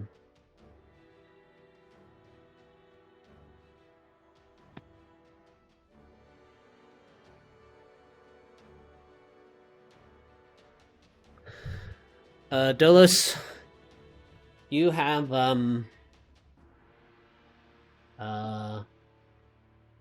this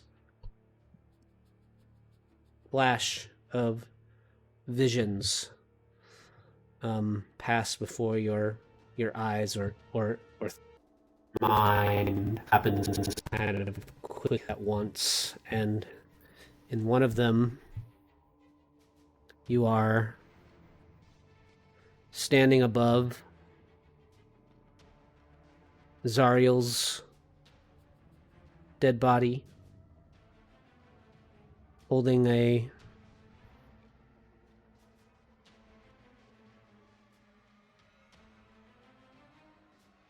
angelic looking sword over your head. For you there's a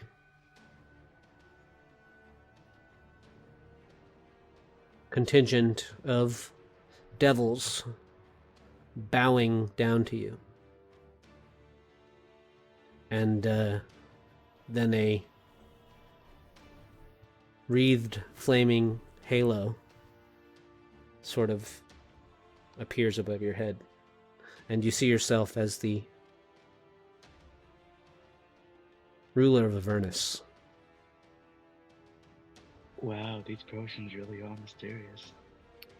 The other vision that flashes before your eyes is you standing on top of a pile of corpses in various states of decay. The shadow of Merkel hovering behind you. And within the pile, you see the bodies of all your friends. So you stand above them and above all of the other dead that you've used to your advantage to gain power. This potion has some crazy effect. And somewhere deep down inside of you, you know what you've glimpsed is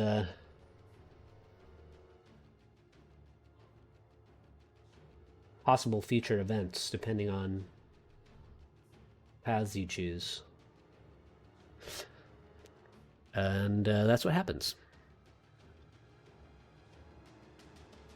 Well, that's fun.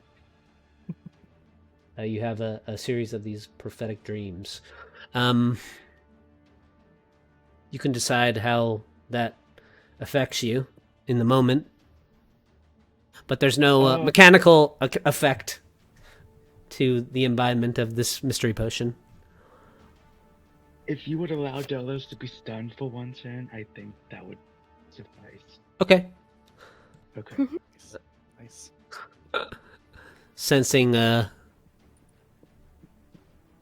your weakened state, the Shadow Demon floats over this way, provoking... It started its turn in Spirit Guardians. Ah, right.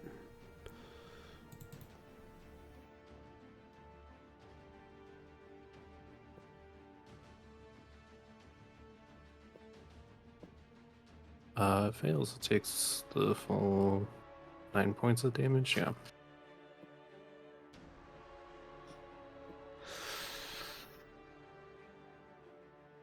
It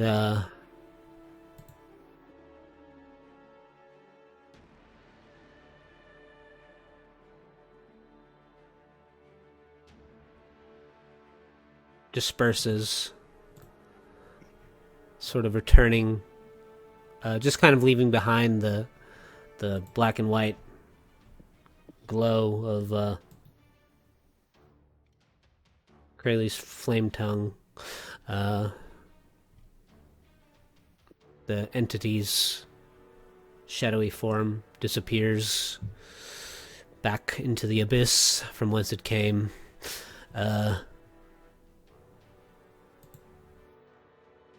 Krayley, you're up. Whoops. Okay. Go. No. Guess I'm just gonna run on over here and try to attack this demon next to Gideon. Assuming the Minotaur doesn't try to slow me down or anything. Nope. I will make 2 attacks. Ooh.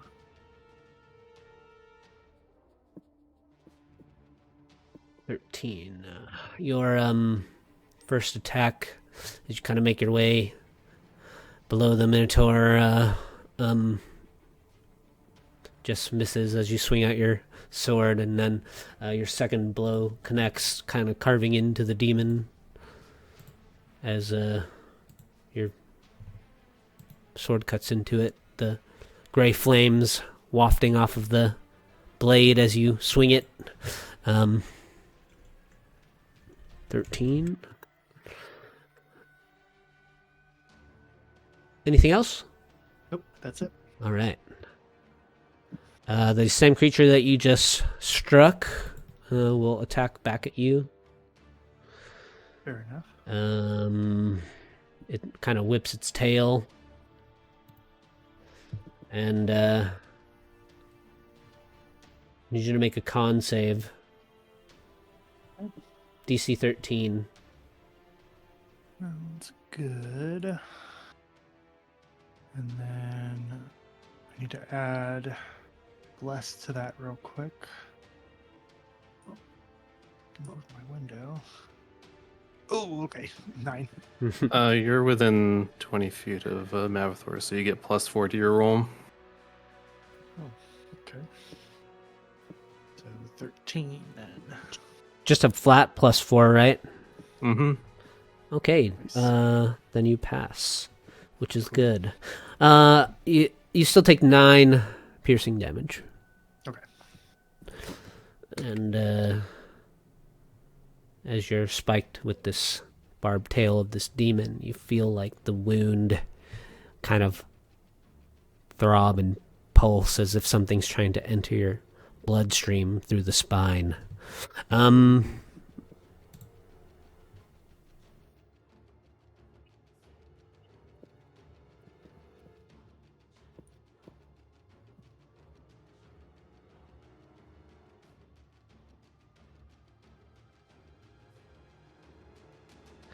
NPCs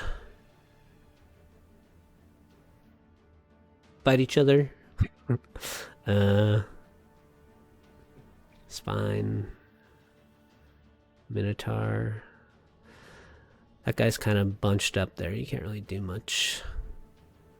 Gideon, you can tell, is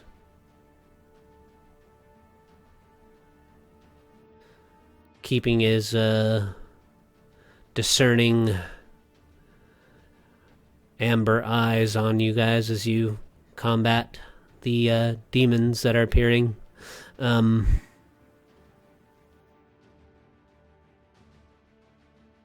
And once a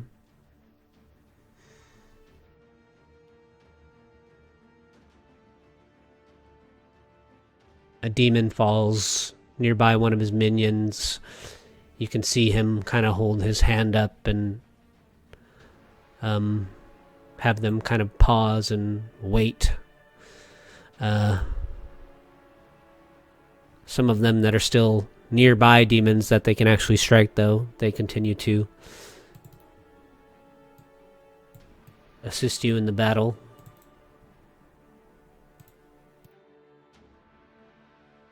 And the 2 Mesoloths buzz around in different directions.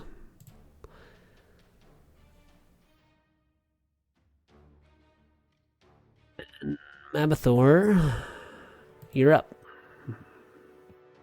Alright, so let me roll my thing. 9 again. So he'll move, let's see, 5, 10, 15, 20, 25, 30. He'll move here and subject these demons to Spirit Guardians.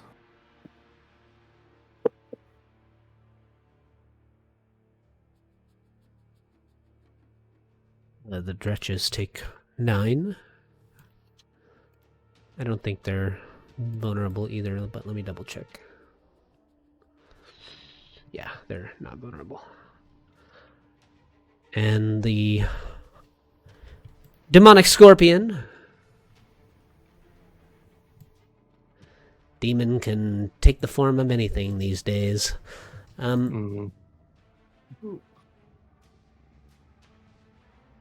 Wisdom. We'll take the 9 as well. And I don't think I'm missing anyone.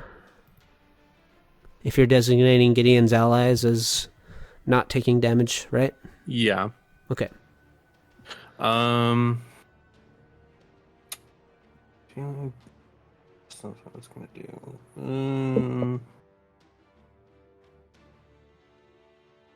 No one's nobody wants to buff, so he'll go ahead and swing at this demon with his mace. 18 to hit. 18 does indeed. Or 12 damage. You split its skull open, and it flops to the ground.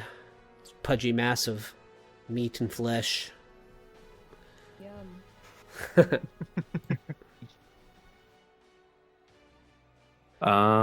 And that'll be the end of his turn. But it's kind of cute. Is it? It's like I'm, it's like the pug version of a demon, you know? yeah. Yeah. I see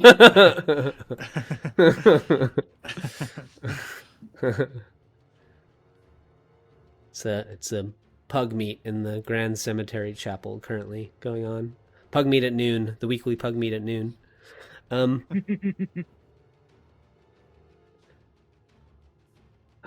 Specters.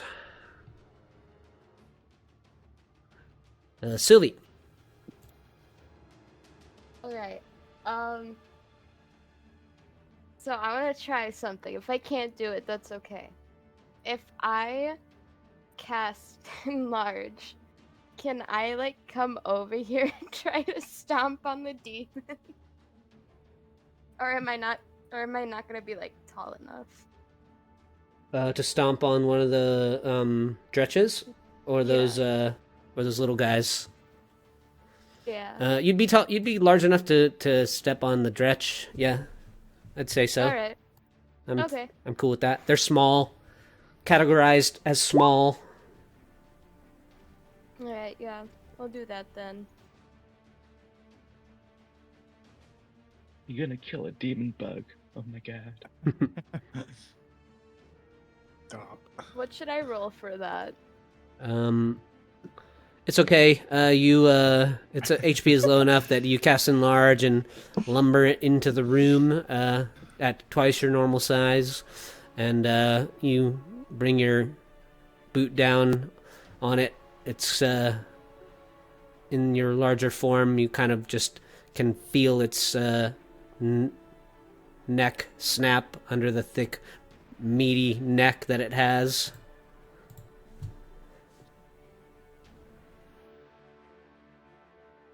and you crush it. Nice. So, yeah, I think that's all I'll do for now. I'll just sit here and revel in the fact that I just crushed one of these bug creatures Yeah. with my boots. Understandable. Mhm.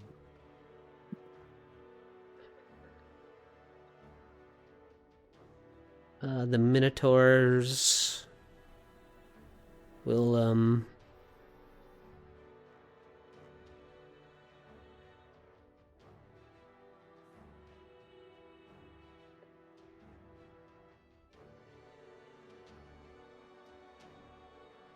do some swinging with their big axes.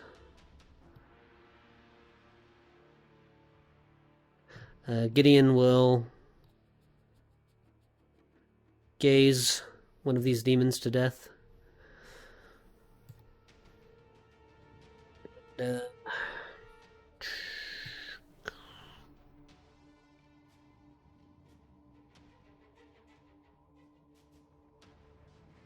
This little scorpion, well, this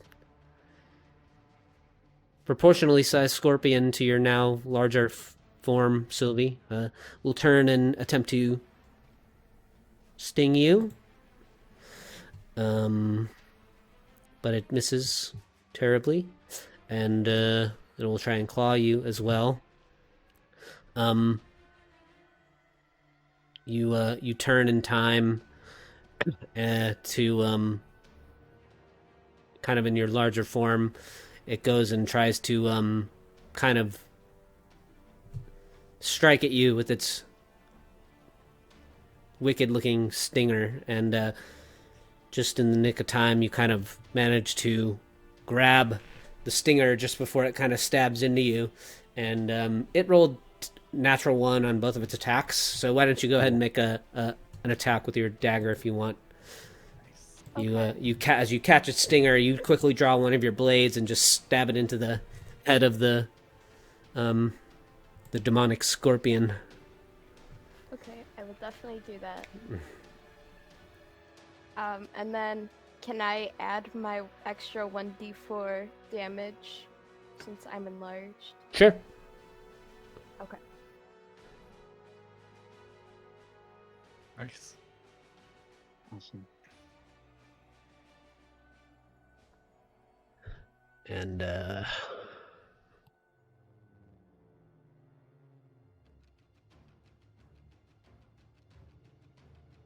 one of these minotaurs gets finally torn down.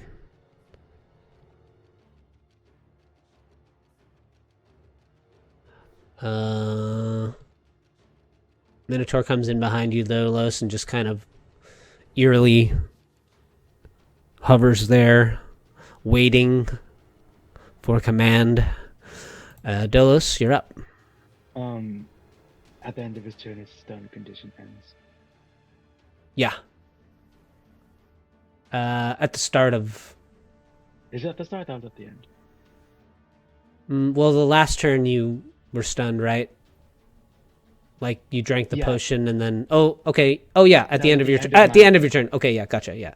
You are correct, yes. Okay. Krayley, you're up. Just here. Okay. Oops. Ignore that. Okay. Cool. Crazy. Just gonna go ahead and move over here with this full movement. And attempt to make 2 attacks on this demon in front of him. Ooh. Oh wait, that one was. Oh. Hopefully it'll still hit. They both hit. Oh, cool. There have been so many 18. natural. Shit. Yeah, I there's been know. a lot It's been tonight. awesome.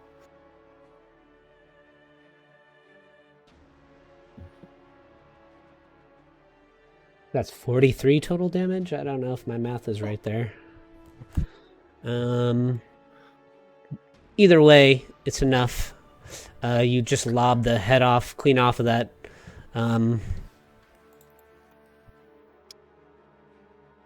That blighted-looking creature.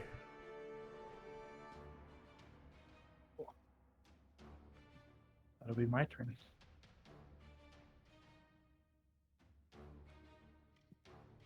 Oh, snap.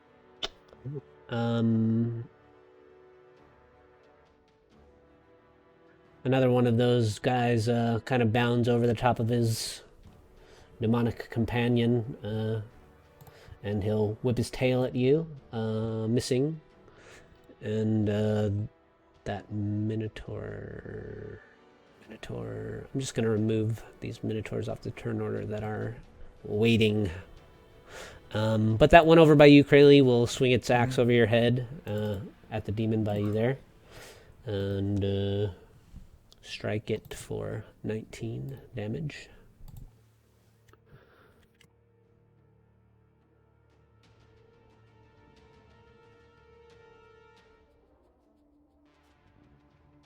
Mesaloth will come in and try to assist you over there as well, doing a natural 20 with his trident.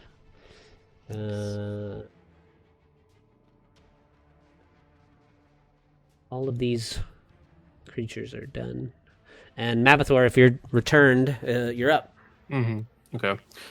Yeah. Well.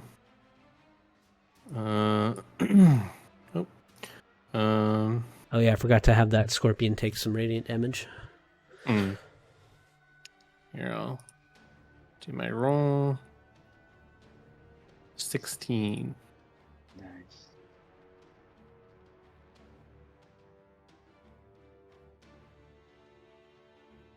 Okay. He will.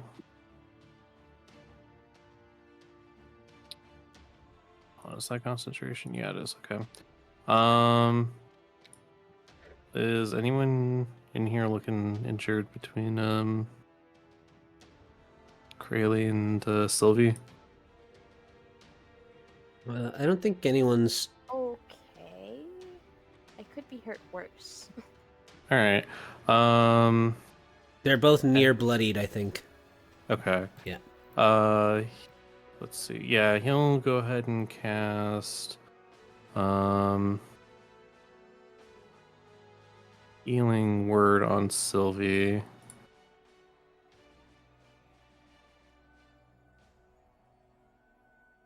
And oh yeah, I forgot there's You can roll an extra d4. yeah. Yeah. So Sylvie heals for 8, and using his voice of authority, she can make a reaction attack against the scorpion, Oh, Nice. cool. which can also sneak attack. Ooh. 12 hit. You still have bless, if I remember. Oh, I do. You do have. Yeah. You can roll a 3. There you go. 15 hits. Awesome. 8, 10... Can I hit my other d4 Yeah, go for it. for my... For 15 total It does, damage. It works. You feel some healing light flow through you and feel compelled to make another dagger strike. Okay.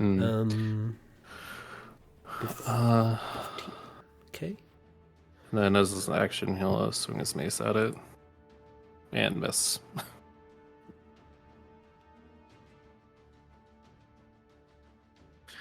And that's the end of his turn.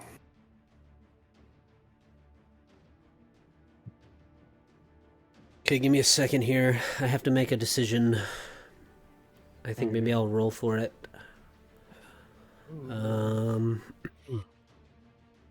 Hopefully.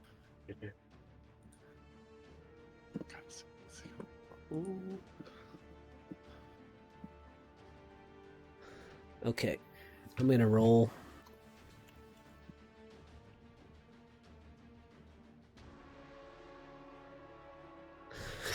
Okay. Anything else, Mavathor? No, that's it. Okay. Lulu says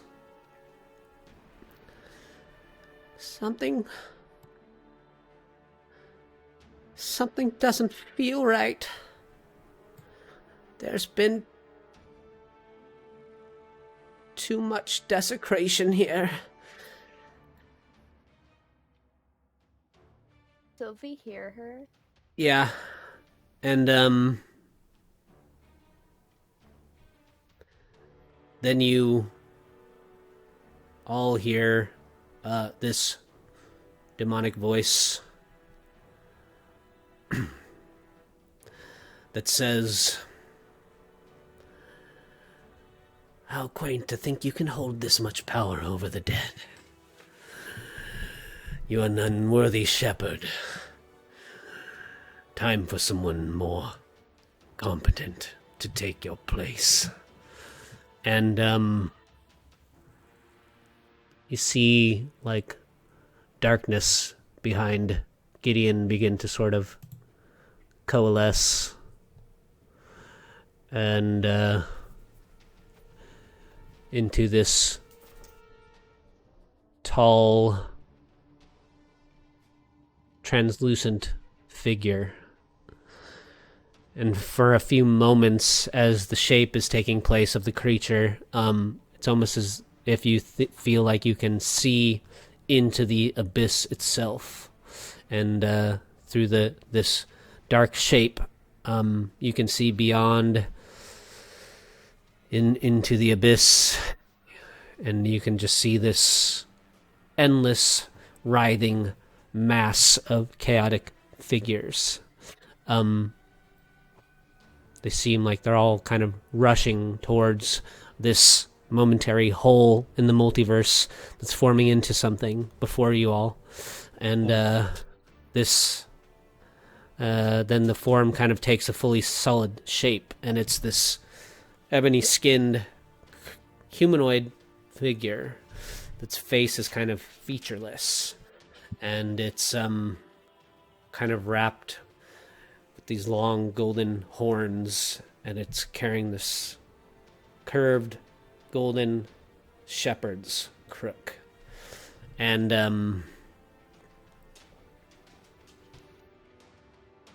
as it appears behind Gideon, it rests its kind of long, spindly fingers on the top of Gideon's head, and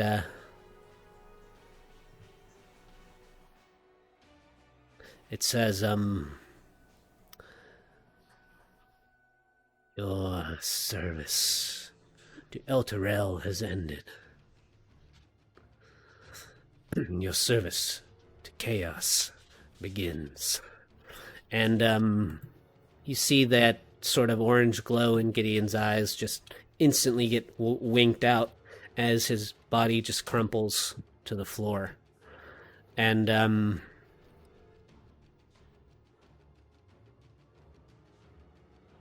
you hear its voice say, "I'm sorry, my minions, that you had to serve under such an unworthy shepherd.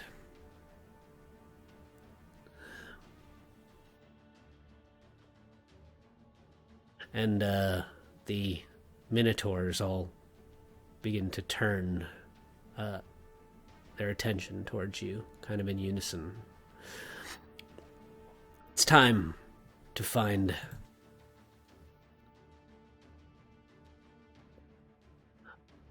a more suitable master in me.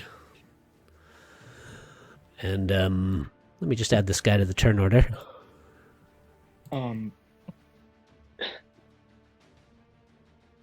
There's no way that could have been counterspelled, right? No. Okay. It wasn't a spell. That's what I thought. Yeah. Just want to be clear.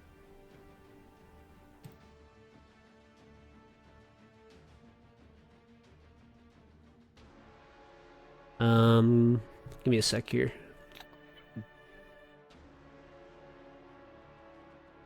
Okay. These minotaurs, I'm going to just be straightforward about the interaction that is about to take place. This demon that's appeared has now taken command of the minotaur that remain. The Mesolos are still on your side. The Minotaurs are going to... I think I accidentally removed a couple of them from the turn order, so... may reorient things here. Actually, here's what we'll do. Why don't you all select your tokens and reroll initiative? Okay. What about the are they on? Sorry. Say again? Are the specters still on? No, the specters are too weak to even withstand the presence of this creature that has just emerged, and they disperse.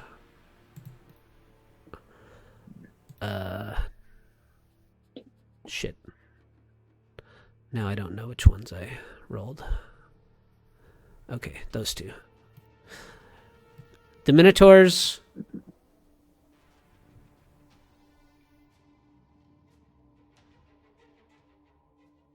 are now going to become minions, essentially. All they have to do to be destroyed is take damage.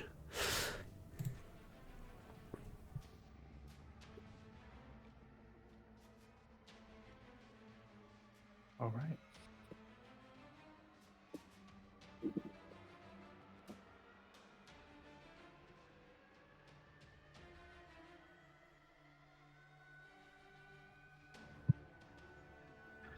As the Nightmare Shepherd here appears to take ownership over the cemetery chapel and its undead.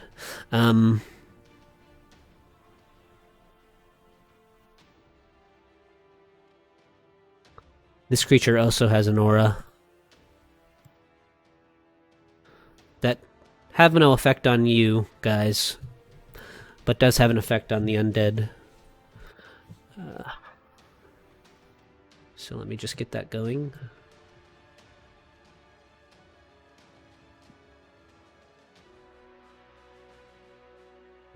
And did you guys all re-roll your initiatives for me? Yeah. Mm-hmm. Okay. Sylvie, you're up. Okay. My bonus action, I'm gonna disengage Okay. and then come here, and then I will cast Dissonant Whispers on the big demon boy over here.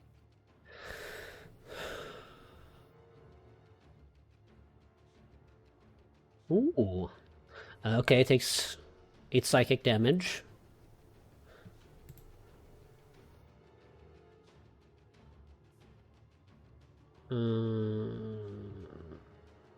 Oh, you know what?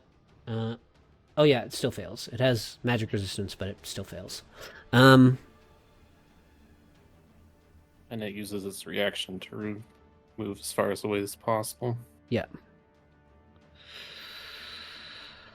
Just making sure it doesn't have immunity to fear. Let's see, 60 feet. Ooh. Nice. That's right, you run away. Yeah, you said Mm. hacking. I just told it its mom doesn't love it.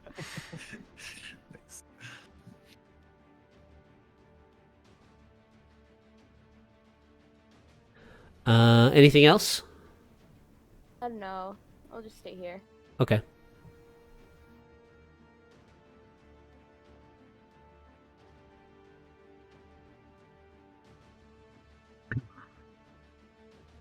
Lulu says, you're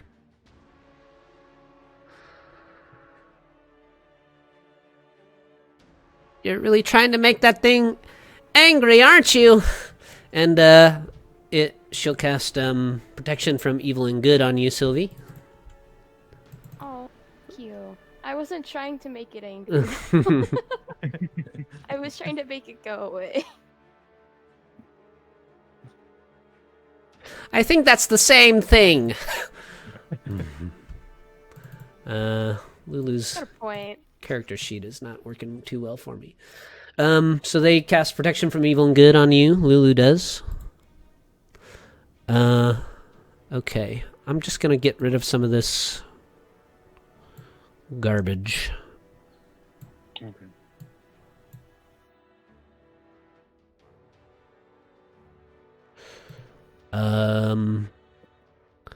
As the Minotaur kind of enters your circle there, Mavathor,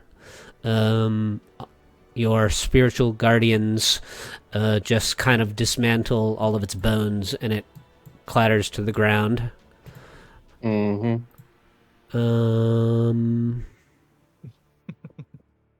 These undead are going to become a little smarter because they are under the command of this shepherd, so they're going to take actions that might not seem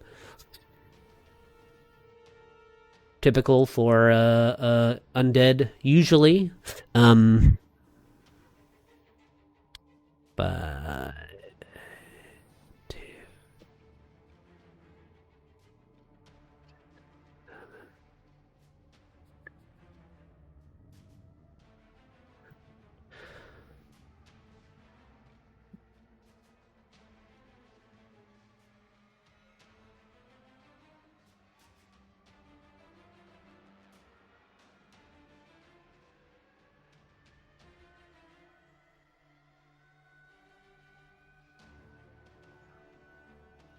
and Krayley, you're up.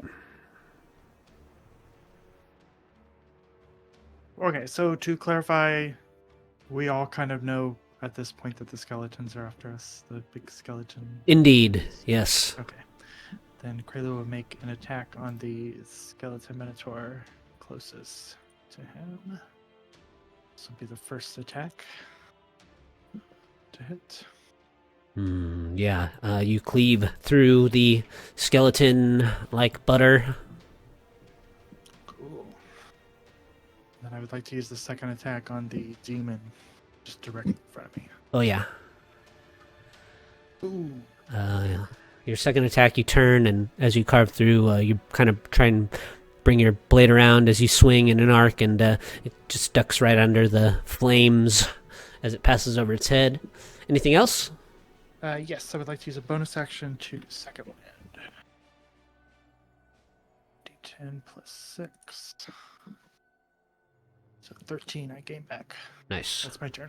Okay, Mavathor. Alright, let me put my damage. 14. Alright. He'll move here. Hit all these minotaurs.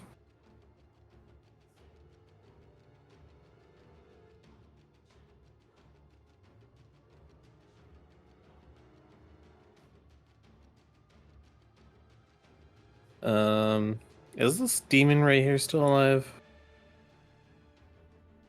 Click again. This one? Yeah. Okay. Wasn't sure. Yes. Yeah, then as bonus action, because this didn't go quite as planned, I'll go ahead and drop a spiritual weapon next to it.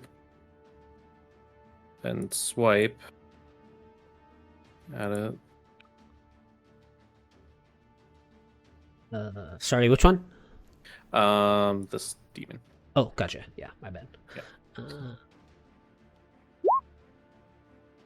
Wow. With the nat ones this session. I keep forgetting to add a more Mavathor appropriate spiritual weapon. That's fine. Gonna write that on my notes here.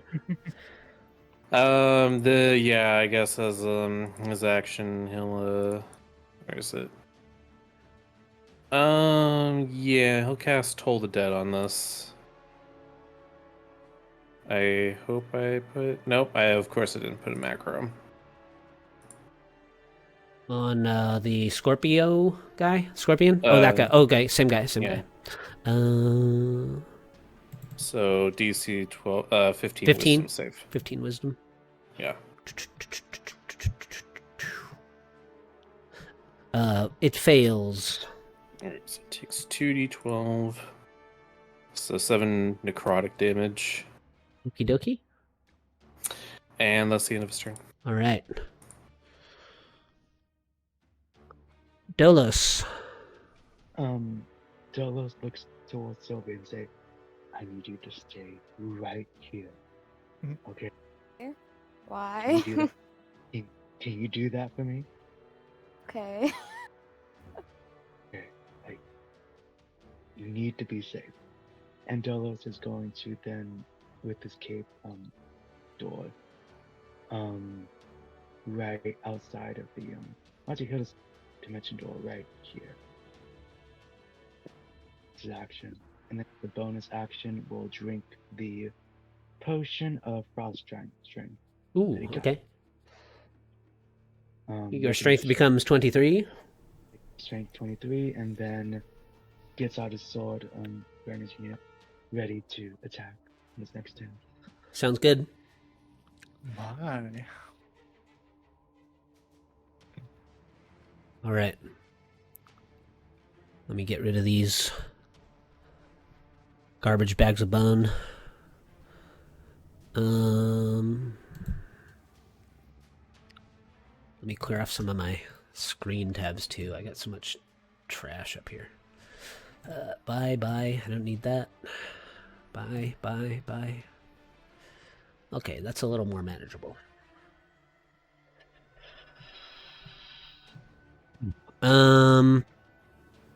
Nezaloth. The 2 remaining devils fly in your direction, Dolos. Okay.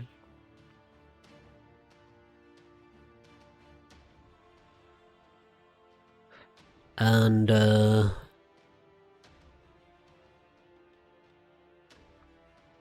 giant scorpion will try to sting you, Krayley, with its demonic stinger. 23 to hit. Definitely.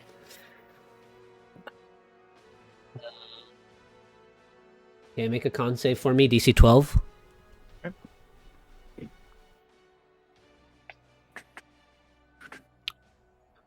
Bless. Are we? Yes, let me do that. Okay, very nice. So you take 10 piercing damage and 11 poison damage, which would have been 23 if you had not passed that save. And then it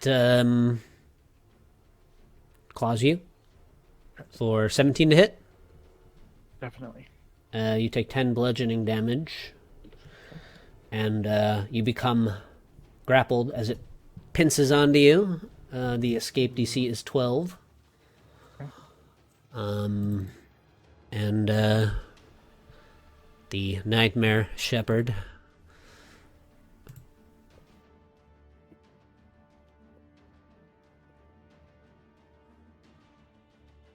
will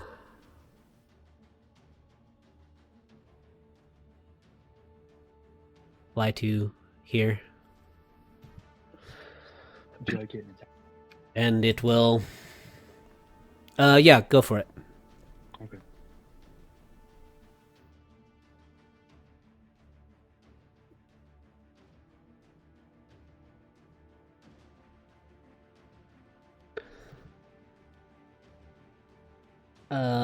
That does hit. 14 slashing as it kind of wafts past you. You carve into its sickly gray flesh. And then it holds up its shepherd's crook in the air and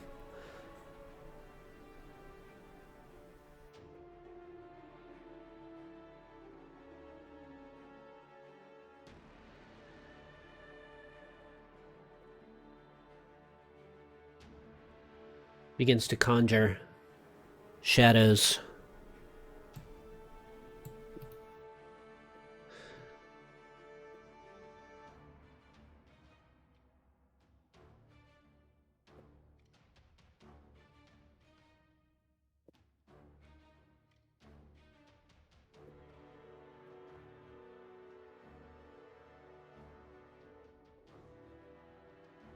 which appear around you there, Kralee and Dolos. They act on the Nightmare Shepherd's initiative immediately after they're conjured. So, Dolos, you take 3 attacks from these shadows. Okay.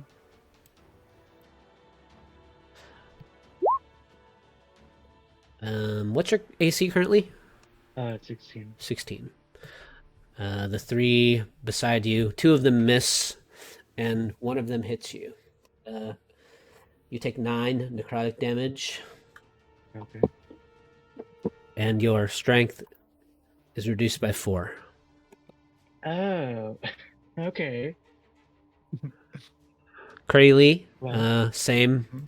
You take 3 attacks from these shadows that are conjured by you. Okay. 17 to hit, one of them. You take 12 necrotic damage. Okay. And your strength is reduced by 2.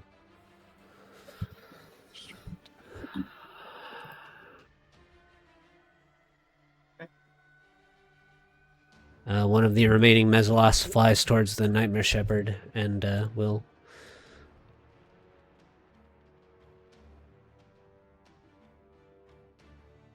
make some attacks against it. One of them slashing into it with its claws for 10 damage. And, Sylvia, you're up. I completely forgot that we had these vials of holy water. So I'm going to dip one of my +1 arrows in there. Okay. And then I'm gonna aim it at the big demon guy.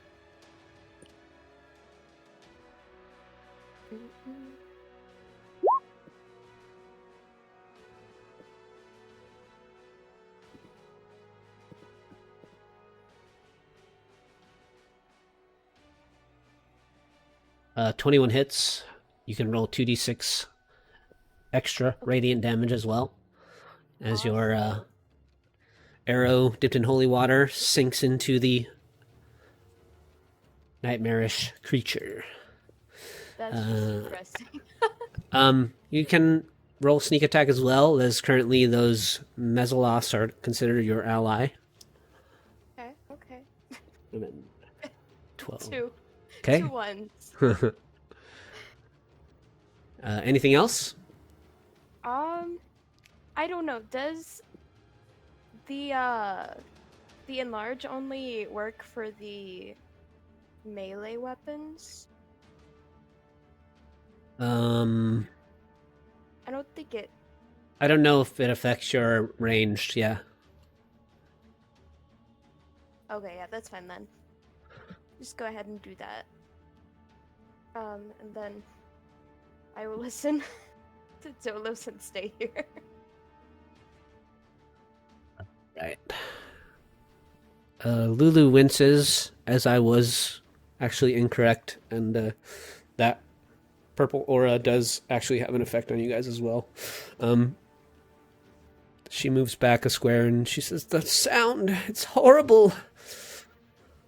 And these guys are done. Okay. Yes. Make a wisdom saving throw, Kralee. Okay, sounds good. Up here. Right. You passed. Okay. You take no psychic damage. Okay. Then for my turn, I know I'm grappled, but I would like to use Thunder Step. Teleport. Yeah, Am I you able to do can, that? for sure. There. And it's up to 90 feet, so I would like to go all the way up here. Nice. And then I will... The DC 13 con save for people within 10 Yeah. feet. Roll the damage. Yep. Whoa. Nice. Ooh. In a little bolt of thunder, you leave kind of like a crack in the stones below you as you thunderstep away. The blast around you kind of radiates with energy, dispersing these shadows that appeared, ripping through the scorpion and destroying the other demon as well. Okay. Wow. Very lucky, very lucky. And then I would just swap to my bow, and that'll be my turn. Okay, Mavathor, you're up. So I do lose the Alright, bright light, if nice. that matters. Okay. What's that? Sorry, I do lose that bright light if that Oh, matters. gotcha. Alright. Mavathor will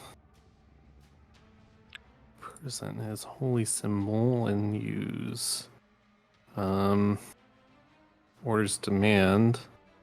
And he's going to use his amulet to impose disadvantage on the this big guy here. So DC 15 wisdom save. Okay. It'll be a straight roll because they have magic resistance, Okay. and they fail. So he drops his. You said it was like a shepherd's crook? Yeah. All right. He drops it, Okay. and then Arthur's going to action dash, move up, and then free object interaction, pick up the staff. Ooh. Wow, wow, wow.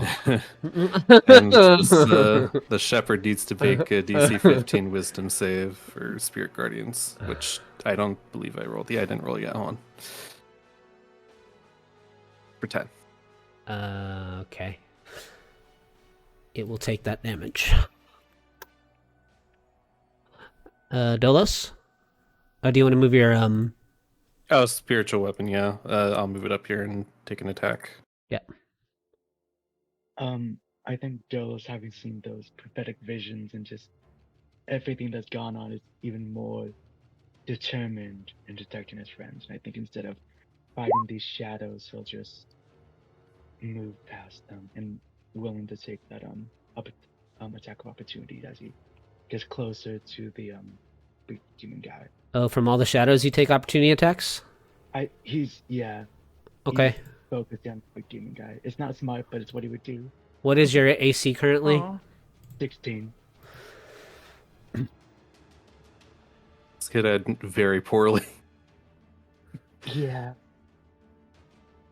Okay, you take 30 total. You take 30 total necrotic damage. Fun.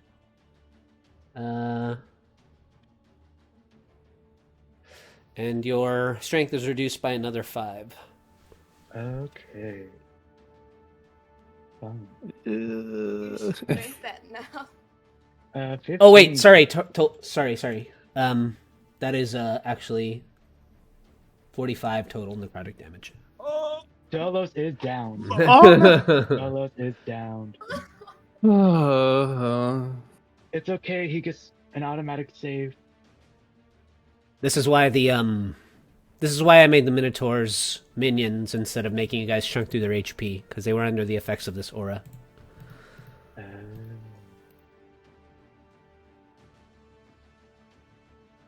And I didn't even make up wisdom saving throw. I just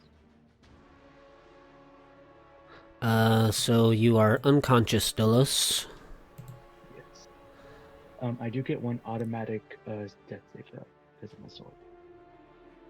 Yeah. Cool. Sounds good. This Mesoloth will start to contend with these shadows, one by one. So they'll go for this first guy, with their claw and their trident, and they'll do some damage to one of them.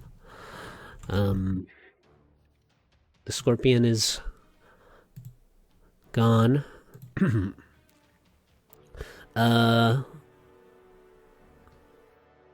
And I forgot to have you make A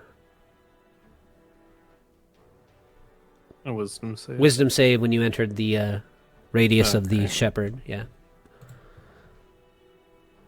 Okay, so Nice. you take no damage.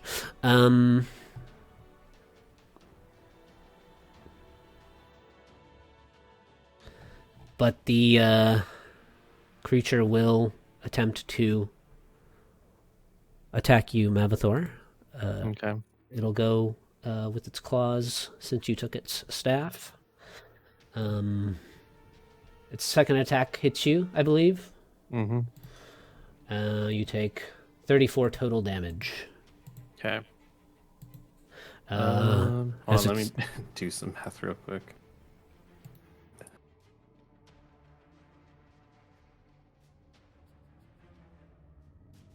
Okay.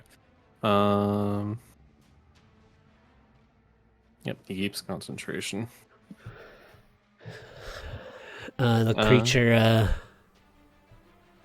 pounds on your fist, or pounds on your shield with its fist with its first attack, and then you can tell that it maybe tried to kind of distract you a bit, and quickly with its other arm it reaches through your defenses and kind of slashes across your face. You can feel a sharp twinge of pain as it rakes its claws across your skin.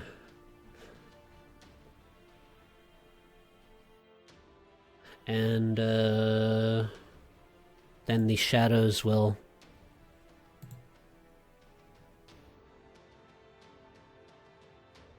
float towards Delos.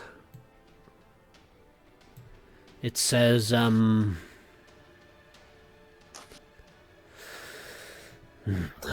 was a mistake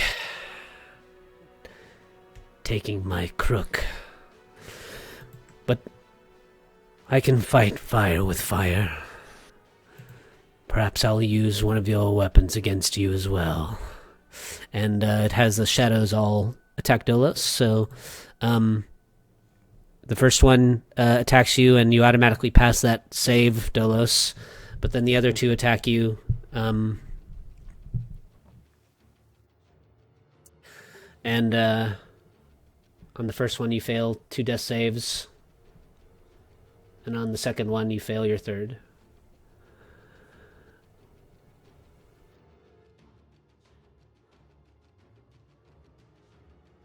Okay.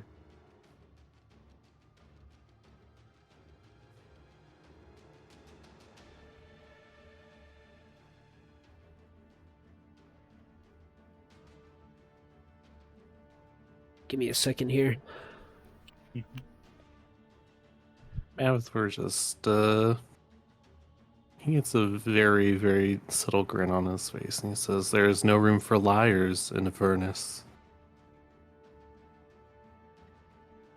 It was gonna happen at some Does that mean anything? Oh, gotcha. About Dolos. Yeah. Jealous would done the same thing from that. Right. The Mezzalot there makes a couple attacks against the shepherd. And Sylvie, you're up. Okay, Sylvie in like a fit of rage is gonna run next to this guy. Using a dash with her bonus action, and then she's gonna use the +1 dagger. Oh, and I get sneak, right? Yeah. Yep. Or is there? Okay. Yeah. But make a wisdom save for me. Crap, I did forget about that. Okay. Ooh. 20 damage. Okay.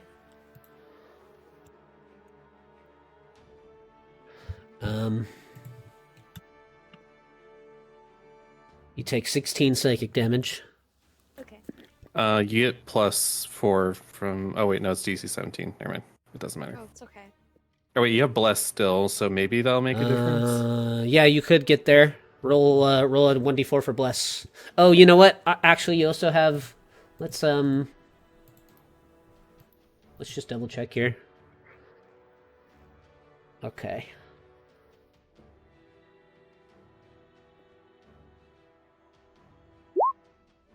You're also under the effects of protection from evil and good. So you do save because you get +4 from Okay, Mavithor. nice. Yep, you're good. No psychic damage. Whew. Okay. Missed that bullet. You do 20 damage with your first attack. Did you want an offhand attack? I used my bonus action to dash Oh, gotcha. here. Cunning action dashed. Okay. Lulu.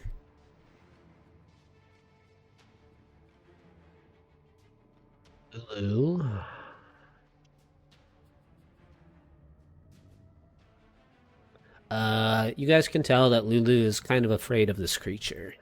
I'm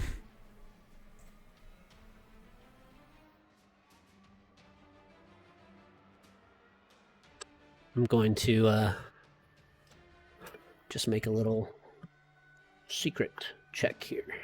Krayley, you're up. Okay. Krayley previously swapped back to the bow, so he's going to activate it with a bonus action. Is the command word? I can't remember. Command word is Kondo.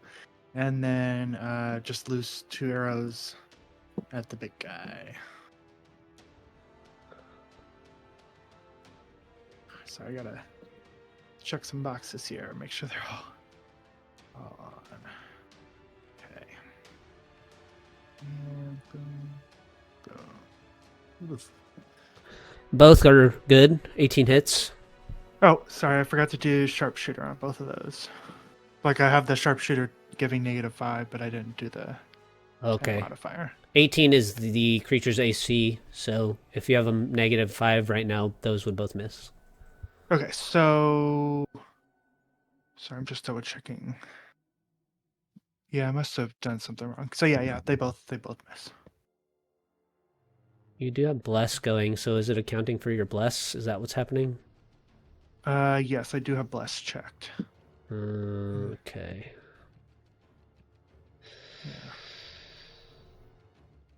Yeah. I think I just rolled poorly. So are those supposed to be like 13 and 14. oh, they're both 11s. Okay. Yeah. I don't know what I did wrong, but yeah. It looks like they both miss. Okay. That'll be my turn. Yeah, that'll be my turn. Mavithor, make a wisdom save. 17. Good. All right. What was the rule for healing? Was it just you just get an additional die? What happens if you upcast it?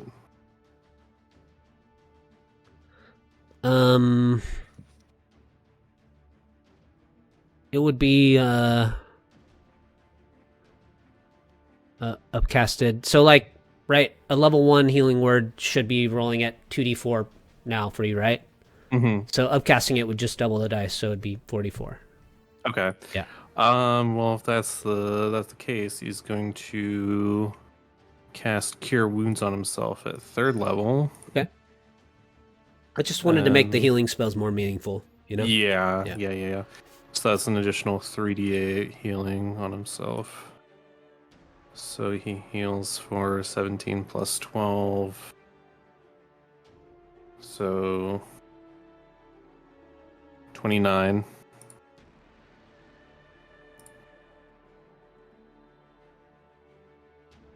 Okay. I'll roll his.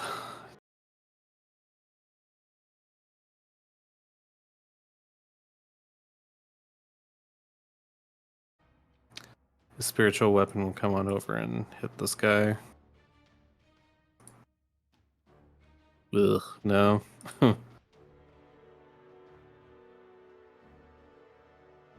And that'll be the end of my turn.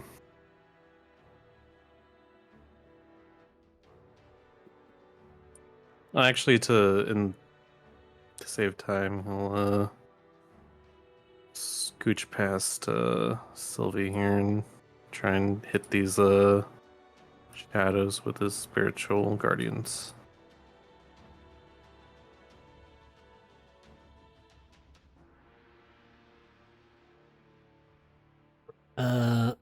Oh yeah, wisdom saves.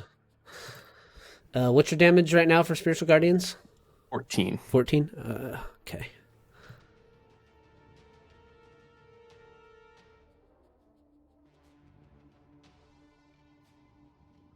They all fail and take. Well, one of them that was attacked by the Mesloth disappears. The other two take 14. They're not vulnerable to radiance. Oh, they could be shadows. Yeah, it gets them all. I mean, just a thought. No, for sure. And that's the end of his turn. Dolos' revenge from the afterlife. Yeah.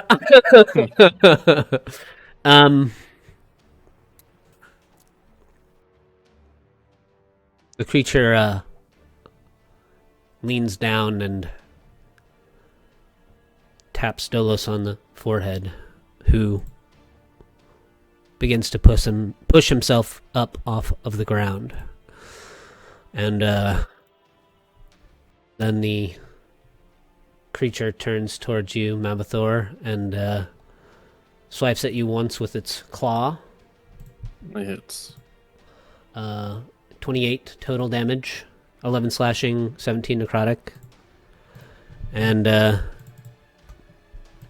Dolos stands and grabs his longsword and also makes a strike at you. Mitch misses.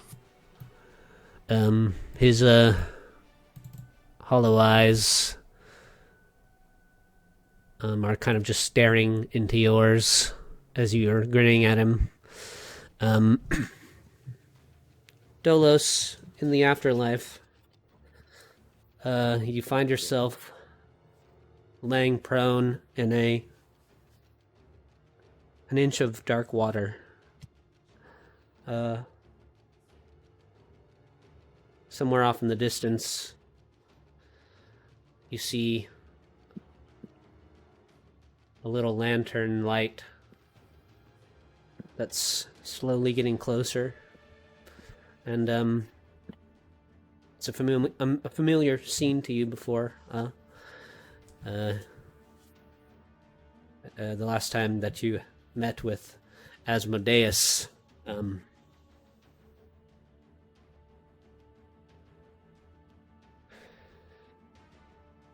You found yourself here in this familiar surroundings. But something's a little different this time. You kind of push yourself up, and as you look down in the reflection of the dark water, you can see a figure in the reflection behind you. A hooded figure standing above you. And you hear their voice say, "It's time for you to choose, Dolos, who you truly serve." The Mesloth makes a couple of attacks at the creature there.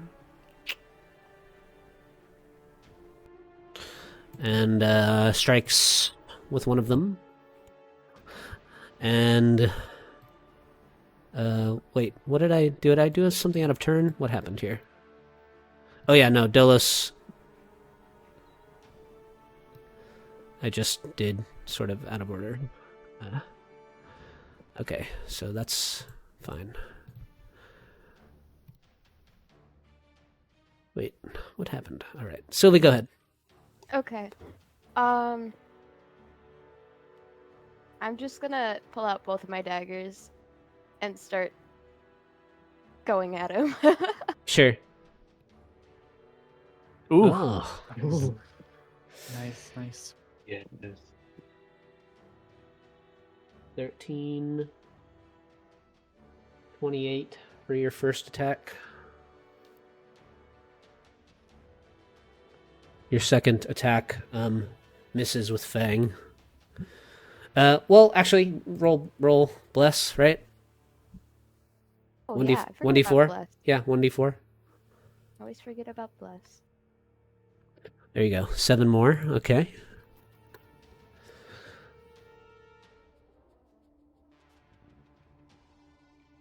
Rayleigh? What about the saving throw? Sorry. What about what? The wisdom saving throw? Oh yeah. Make a I'm DC sorry. make a DC 17 wisdom save there. Yeah.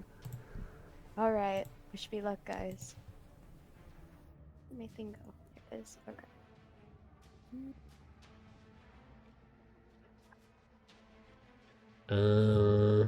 For so you could roll bless again. If you roll a 3 or 4, you'll still save with Mavathor's +4. Okay.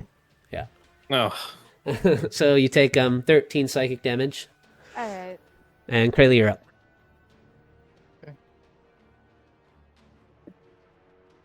And Lulu is she's just kind of holding still for now. She seemed like a bit frozen in place. The side of the abyss at the creature appearance of this creature has. She seems to be having some sort of internal struggle. Yeah. Okay. So Krayley, having missed 2 shots in a row, is going to try to get as close as he can. A little closer, I mean.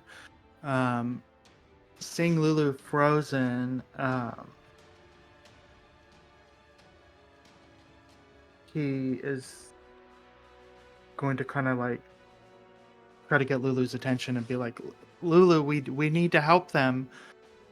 They're in danger. People, Lulu, we need you. That's basically all I'm gonna say. I don't know if I could do that as my action. No, you to can try speak. to- You can speak to Lulu freely. Okay. Yeah. I just want to try to get her out of that trance. I Sure. guess, being frozen. Like, we need you, Lulu. Um, Make a persuasion check. Okay. Oh, it's so tiny. And you can still attack if you'd like. I will make 2 more attacks on the main guy. Checked. Good. 1 and 2.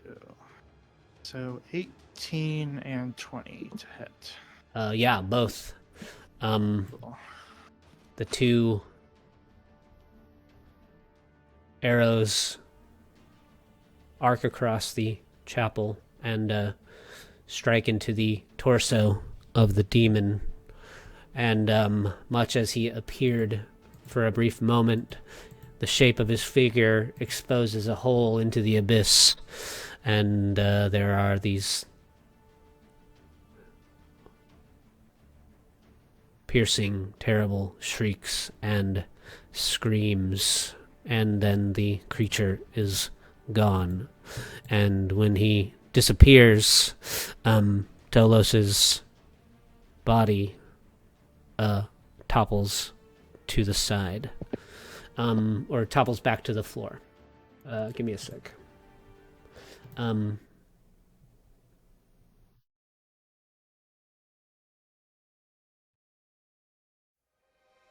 We'll kind of resolve this moment here before we end the session, but I will be back real quick, like 120 seconds. Okay. Yeah. It was gonna happen at some point. Oh my gosh. But this does seem I familiar. just got really doesn't mad. it? Hey, at least I managed to snag the staff off of this guy. Yeah, that's not been good. Honestly, Oh though, my like, I love how Maverick is. Truly, it's just so fun, so cool to see it. Mm-hmm. Thank Funny.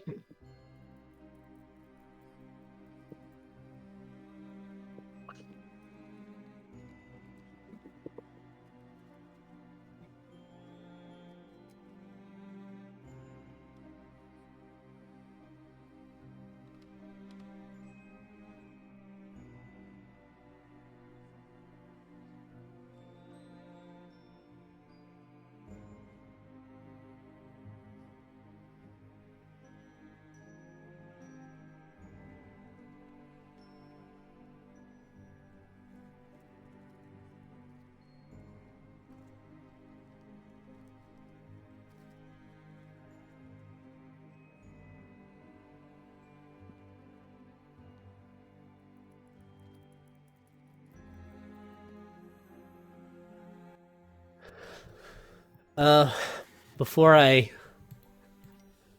head down to the ninth layer of hell with Dolos, what do the rest of you do after the combat ends? The two Mezzalos kind of turn awkwardly and they say,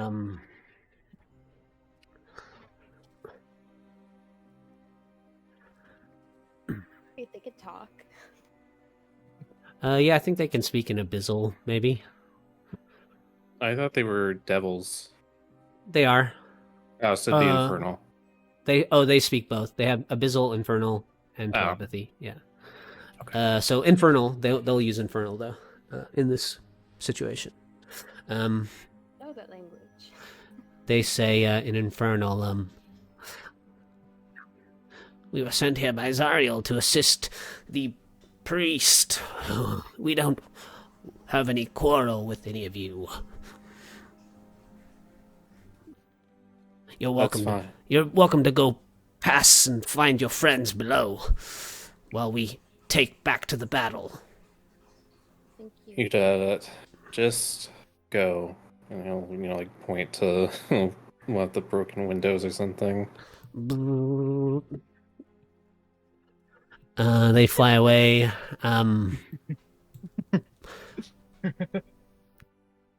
Mavathor, do you have what is it? Revivify? No, I Revivify? don't, because I do not have a diamond worth 300 gold points on me at the moment.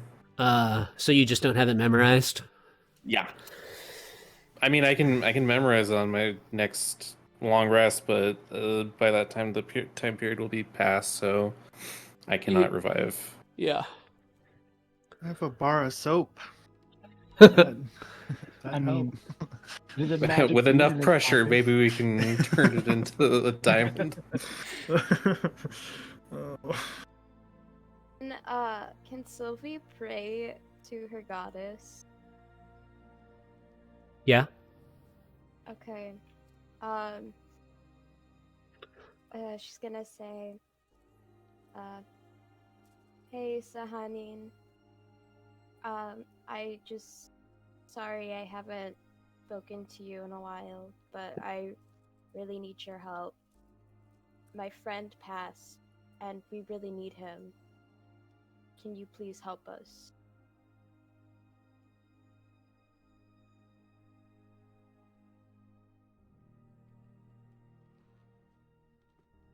Roll a D100.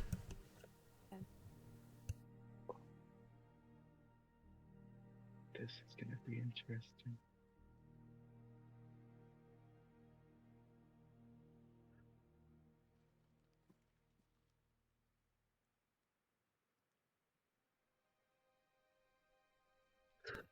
Dolos, you lay in this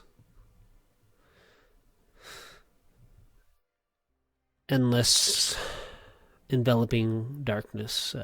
You sit up and there's this sort of inch of water, but you can't really feel its cold, wet touch. You hear this voice behind you that says, it's time for you to choose, Dolos. Time for you to choose who you serve. And You feel the presence of Merkel behind you. Our deathless Lord of Death. Proceed.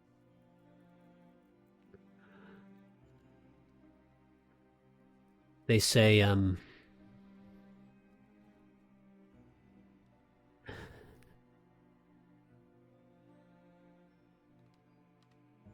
is few and far between, Dolos, that people reach out to me.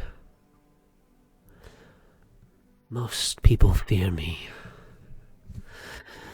within their bones.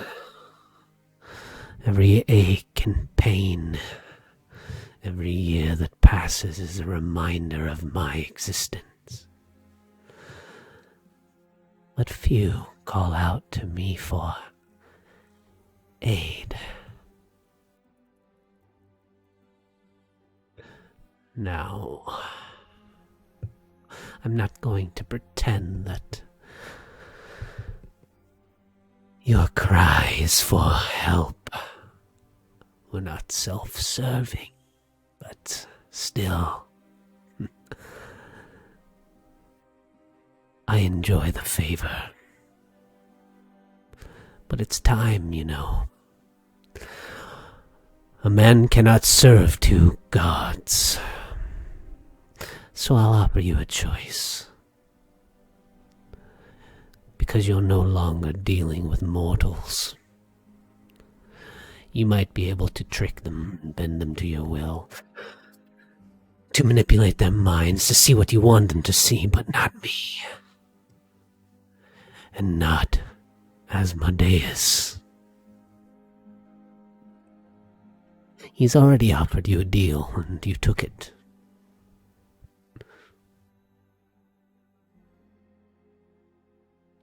But I can offer you more than he will. I can offer you eternal life in my service. But you have to choose.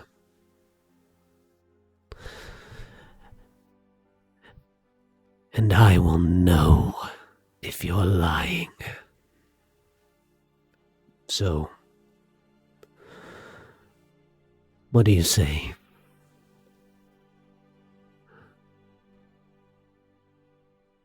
Will you walk in my shadow? Will you serve in my name? Will you bring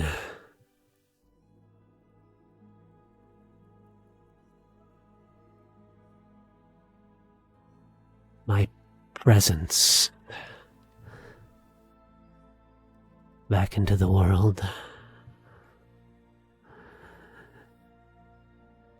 Be my harbinger of death?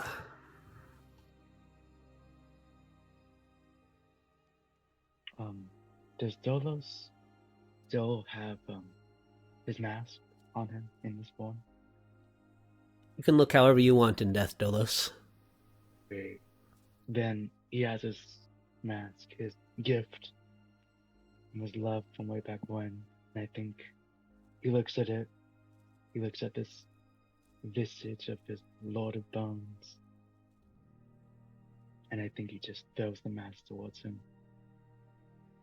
And I think he says, order and death are two sides of the same coin. But I think I'll stick with the Lord of Lies, Asmodeus, for the time being. Death is eternal and you will get my soul. But for now, I will stick with the contract I made.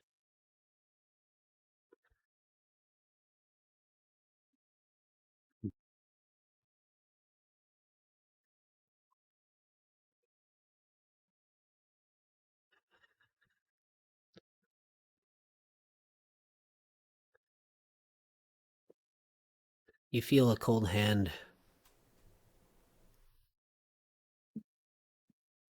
pass into your body, and you feel a tight grip on your heart.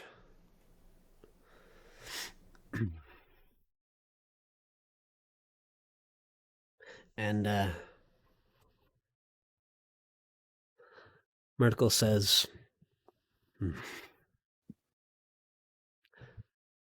"Unfortunately, Dolos, death has walked behind you ever since you invoked my name. Your soul has always been mine." And everything goes black for you.